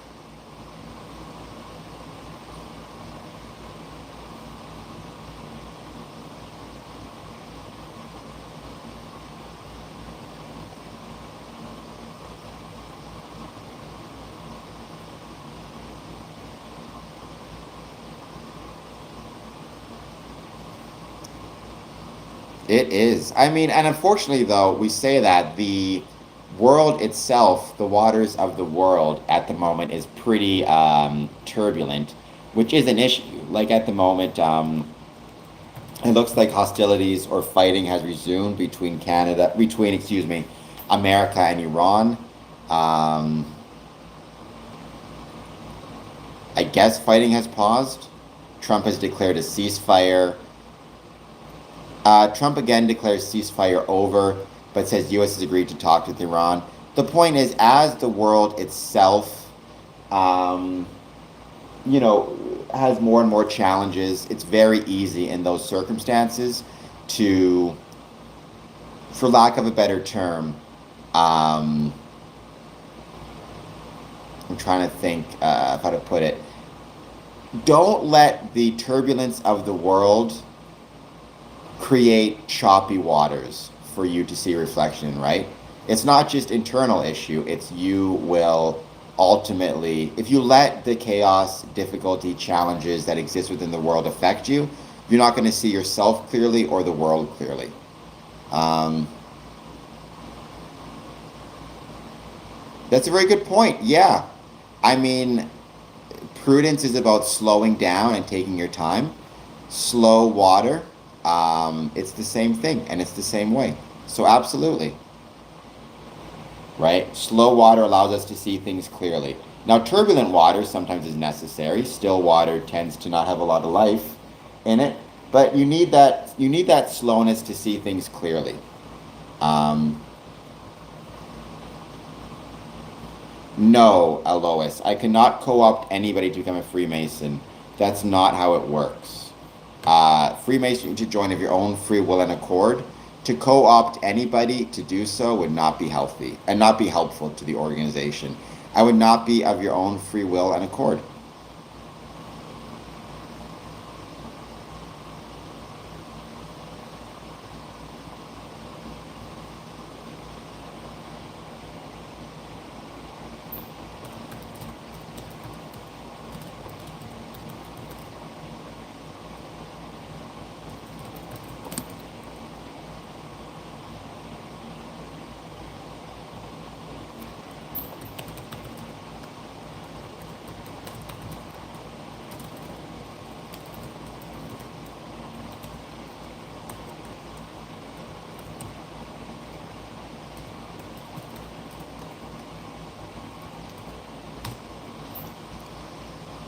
Be a lighthouse to others, indeed. That's very good.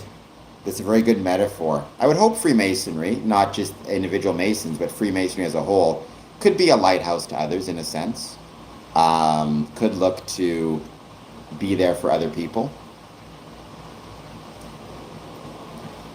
That is true, Yo Maple. That is very true. I've actually discovered this person on YouTube, on Facebook. He's called the Yoink Guy. And he is always traveling through different marshes and swamplands and things like that, yoinking things. It's interesting. Well, I was talking about the balance between temperance and charity. Or, sorry, prudence and charity. And how we can navigate this tension between wanting to be as charitable as possible as Freemasons, but at the same time, um, making sure that we are being both as charitable as possible while also being as prudent as possible. Because one of the worst mistakes we can make is to allow our desire for charity to overrun our desire for prudence.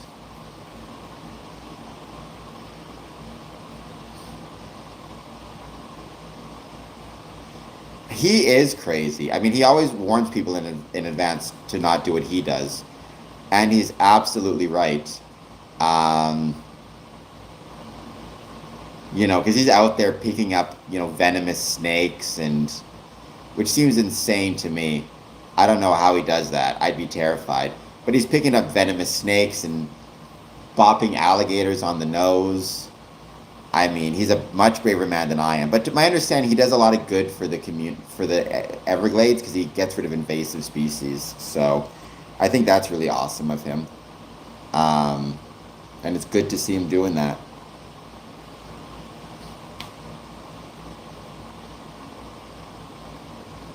It's a fun channel, right? Yeah, it's really cool. I like his stuff. I'm wondering if he has a job as like a wildlife preservationist or something. I don't actually know what his job is. Or if he just does full-time content creation.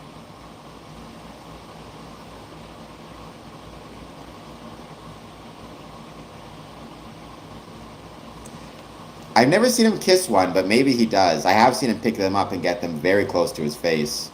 So,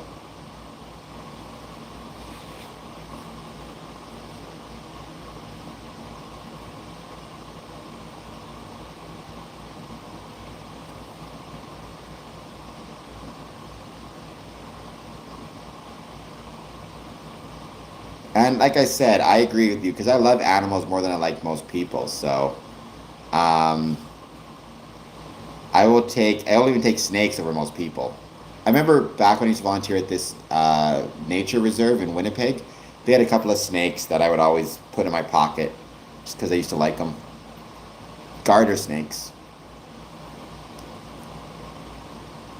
All right, we're just gonna hang out. Once again, please hit like, subscribe. I mean, when you say they, do you mean at Masonic meetings on my channel? On my channel, I have answered questions about the Knights Templar here and there. And I'm sure they do it at the York Rite especially, but it's not something I've delved into too deeply. It'd be fun to do that, though, at some point. You can build a Masonic building at Lois. Whether or not people go to it and visit it is a whole separate can of tuna. You need to build it and then invite Masonic lodges to attend it and get it properly recognized by your local Grand Lodge jurisdiction.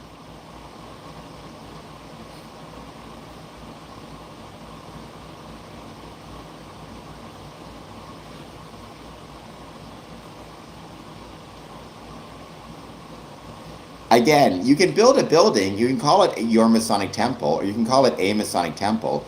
The problem isn't that. The problem is just because you build it doesn't mean Masons will meet there and doesn't mean it'll be officially recognized.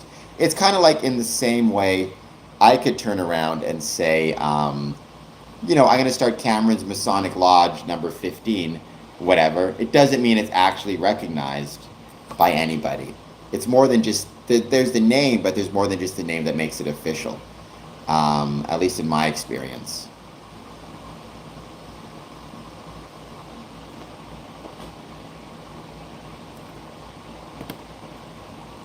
Normally, for a Masonic building to be officially and able to be used, what you need to do is, amongst other things, is you need to get the Grand Lodge to sign off on it and do something. It's called consecrating it usually, but basically just means recognizing it as an official place that Masons can meet.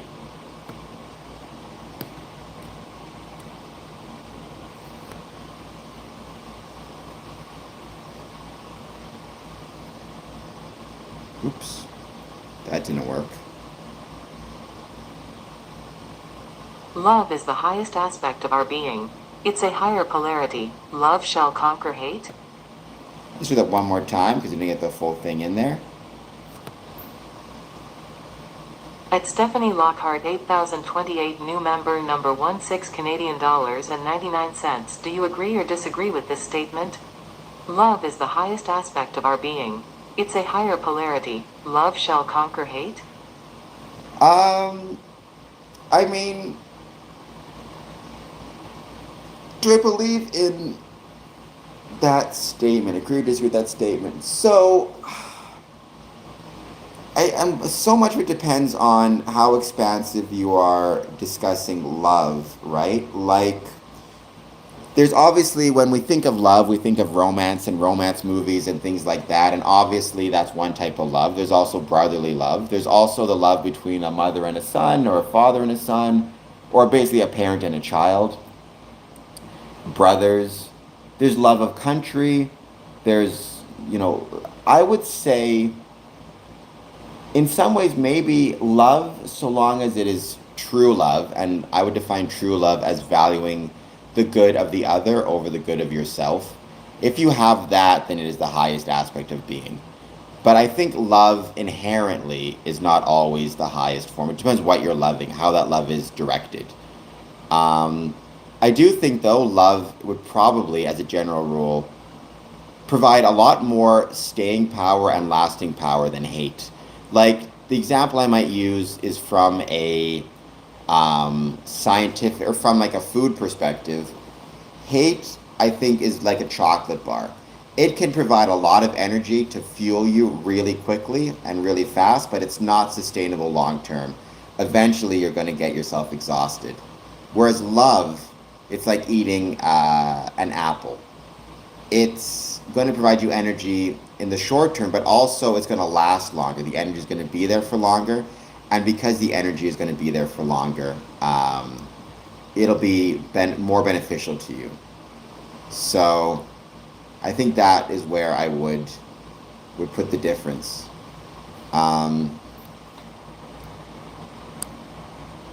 Platonic love is more so than romance. It can be not quite normal.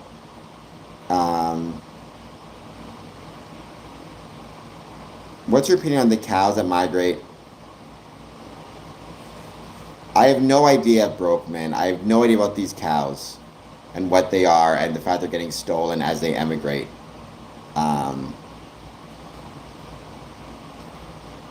Brokeman, I don't really know what you're saying there, but it sounds terrible. Like,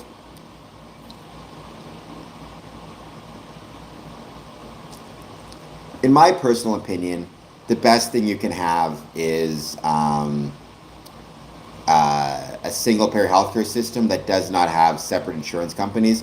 Because ultimately, insurance companies, their goal is always going to be to keep their profits high and their expenditures low, right? To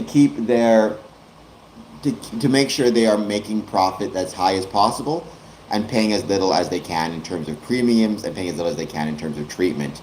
And they're going to look at every different way to keep that cost down. And if they can use genetic testing to disallow applications and to disallow claims, then they're going to do that, unfortunately.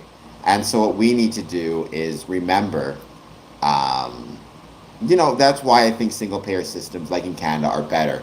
But either way, what we need to do is, as Freemasons, recognize that we can provide assistance to people who are struggling, especially our brothers. And actually, being part of Freemasonry, generally speaking, can help people's health and well being.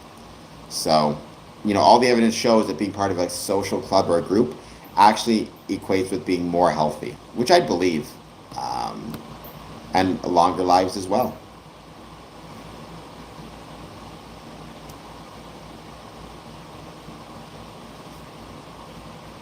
I did know that, Brokeman, because I think you told me, which is really kind of cool.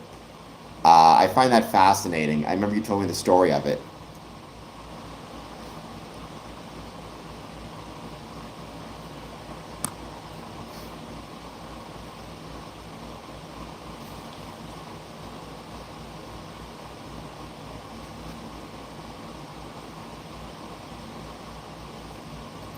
I mean, either way, I don't think the crocodiles much cared. I think they were just happy to get a free meal, whether the meal was alive when they got to it or not.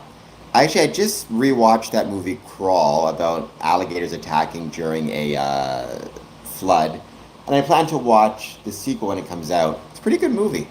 It's not bad at all. It's not bad at all.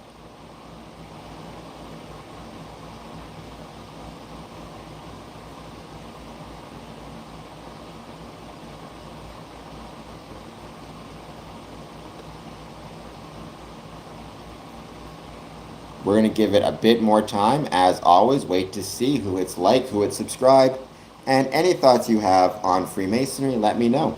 Positive, negative, or neutral. I'd love to hear them. L. Messi, how's it going?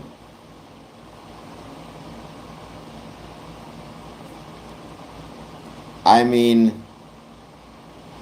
it's crazy to think how fast those crocodiles can move too, and how good they are at hunting. But again, the fact that you have all these, guys out there in the Everglades getting right next to crocodiles is incredible as well.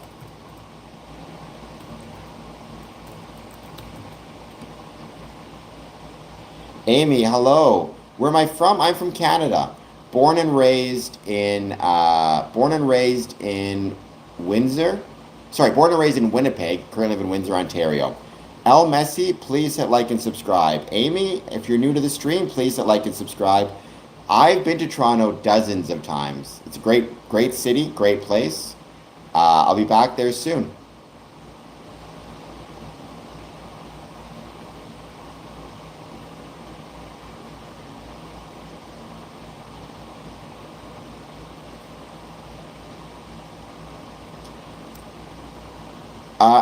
What are you, the CRA? I'm working on it. Help me out. Give me $1 super chat, $1 more.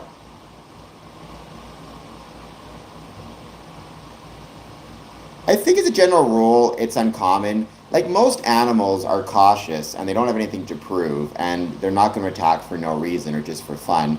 They'll attack if they think you're food, right? As a general rule, in my experience. Fade. I'm going to try to watch the UFC tomorrow night. My personal bet is Holloway, but we'll see. Um,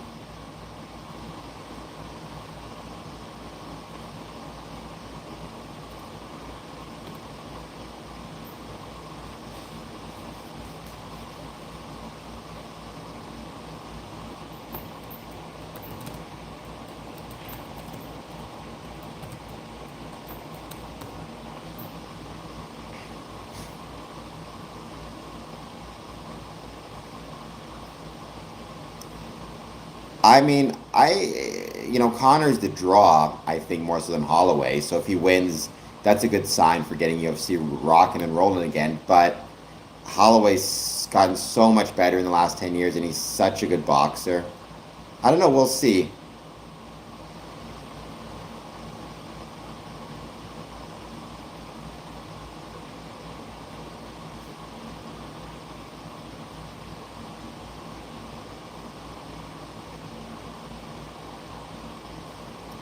Really faded? I mean, I don't even think that their last match, like, I know Holloway lost, but I think last match it was 5 round decision, if I recall correctly. So that would mean Connor's gotten a lot better, and I haven't seen it. And Holloway's been fighting more recently, been training more regularly, so there is that as well.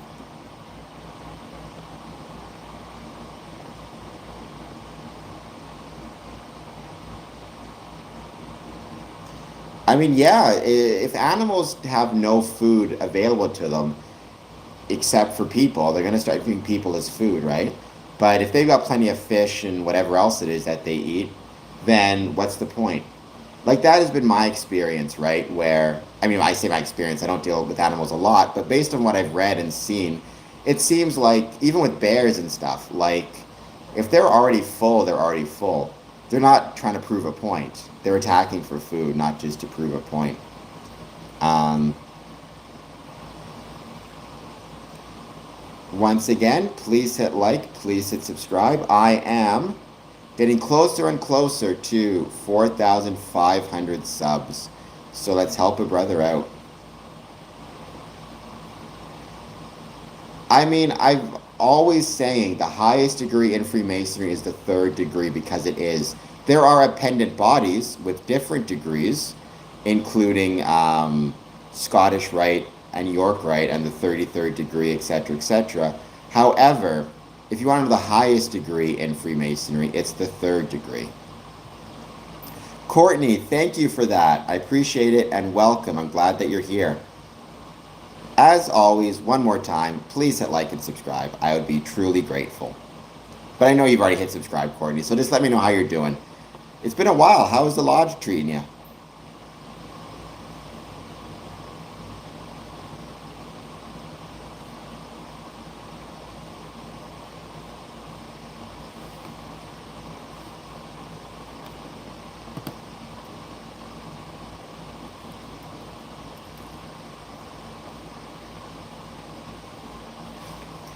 I'm glad.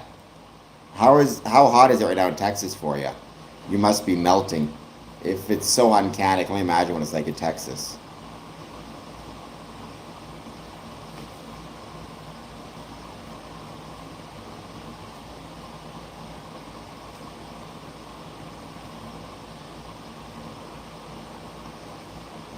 And it's good to see you as always.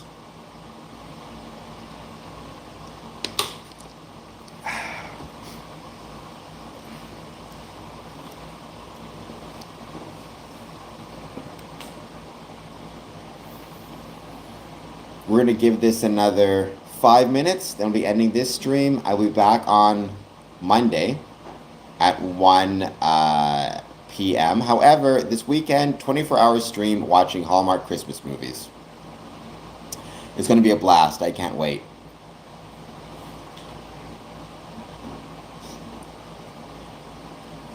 Yes, Yo Maple is absolutely right. Help Square Compass grow, become a Patreon member.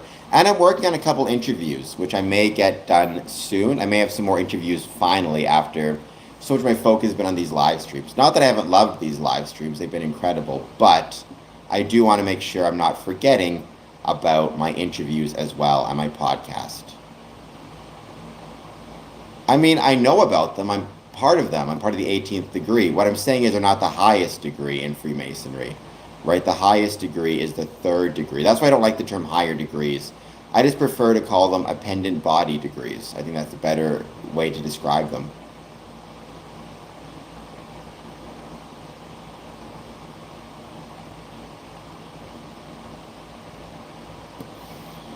Environment is very cool.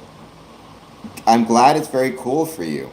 But I've talked about Scottish Rite degrees in the past, and even a little bit about York Rite. I mean, I know the basics, and I've had people on to discuss them in more detail.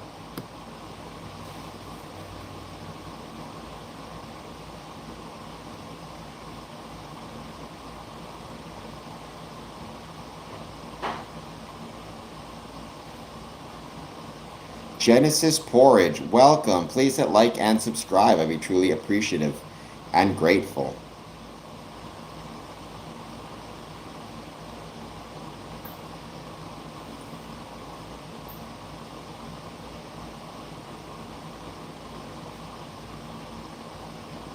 Droll, welcome back. All is well. How are you doing?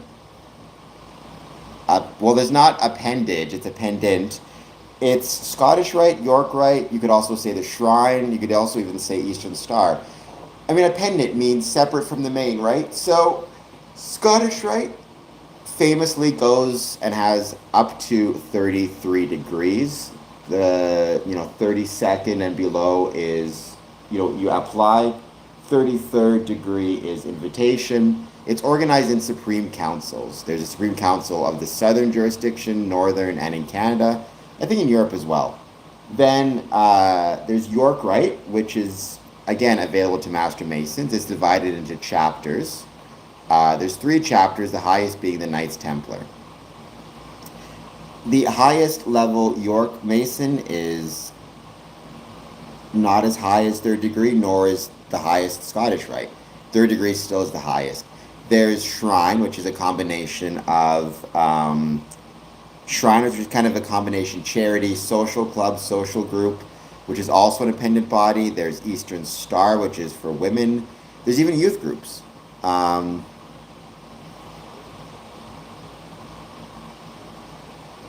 again, Freemasonry is a progressive science. It's not that they're saying that a 3rd degree is better than a 1st degree. It's just that a 3rd degree has more knowledge. It's meant to mimic stone masonry and stone Masonic apprentices, right? Where when you became a stone mason, you started as an apprentice, you learned your craft, you became a fellow craft, and then you became a master mason, right? And you then were able to teach others. Freemasonry is the same way. The journey through the degrees is meant to represent the journey of a stone mason through his work. 32nd, Scottish Rite, again, but Smoko, you would understand that a 32nd degree is not higher than a 33rd degree. It's not higher than a 3rd degree. It's an appendant body. But being a 32nd is incredible. You guys, like the Scottish Rite is a valuable part of the craft, so is York Rite. We need to make sure we remember and understand that the foundation on which the entirety of Freemasonry rests is the first 3 degrees. Fornicate, maybe there are handshakes, maybe they're not. They're called modes of recognition. There's 2 ways to create bonds of brotherhood, shared experiences or shared knowledge. Modes of recognition are shared knowledge that bonds us together. Also, historically, grips and tokens and words were ways that stonemasons could identify themselves to one another and identify their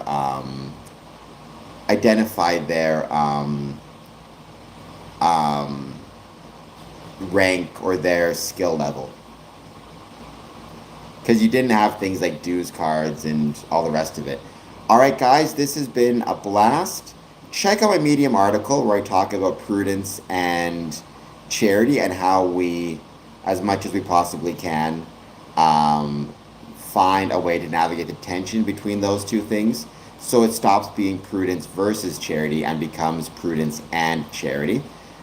Follow me on my personal YouTube channel, midnight, July 12th. We're going to do an awesome 24-hour stream watching Hallmark Christmas movies, Christmas in July. Patreon, like, subscribe, comment. Follow me on social media. I'm going to be posting a lot of stuff. No 1 a.m. stream tonight, Stephanie. I don't do 1 a.m. streams on Fridays, technically Saturdays, or Mondays. So my next stream on this channel will be 1 p.m. On Monday. Take care as well, English Sheep God, and I will see you soon. All right, guys. Have a great weekend. Yes, but that'll be my personal account, Stephanie. YouTube.com/@CameronAdamson, starting midnight. All right, guys. I'll see you all soon. Have a great rest of your day.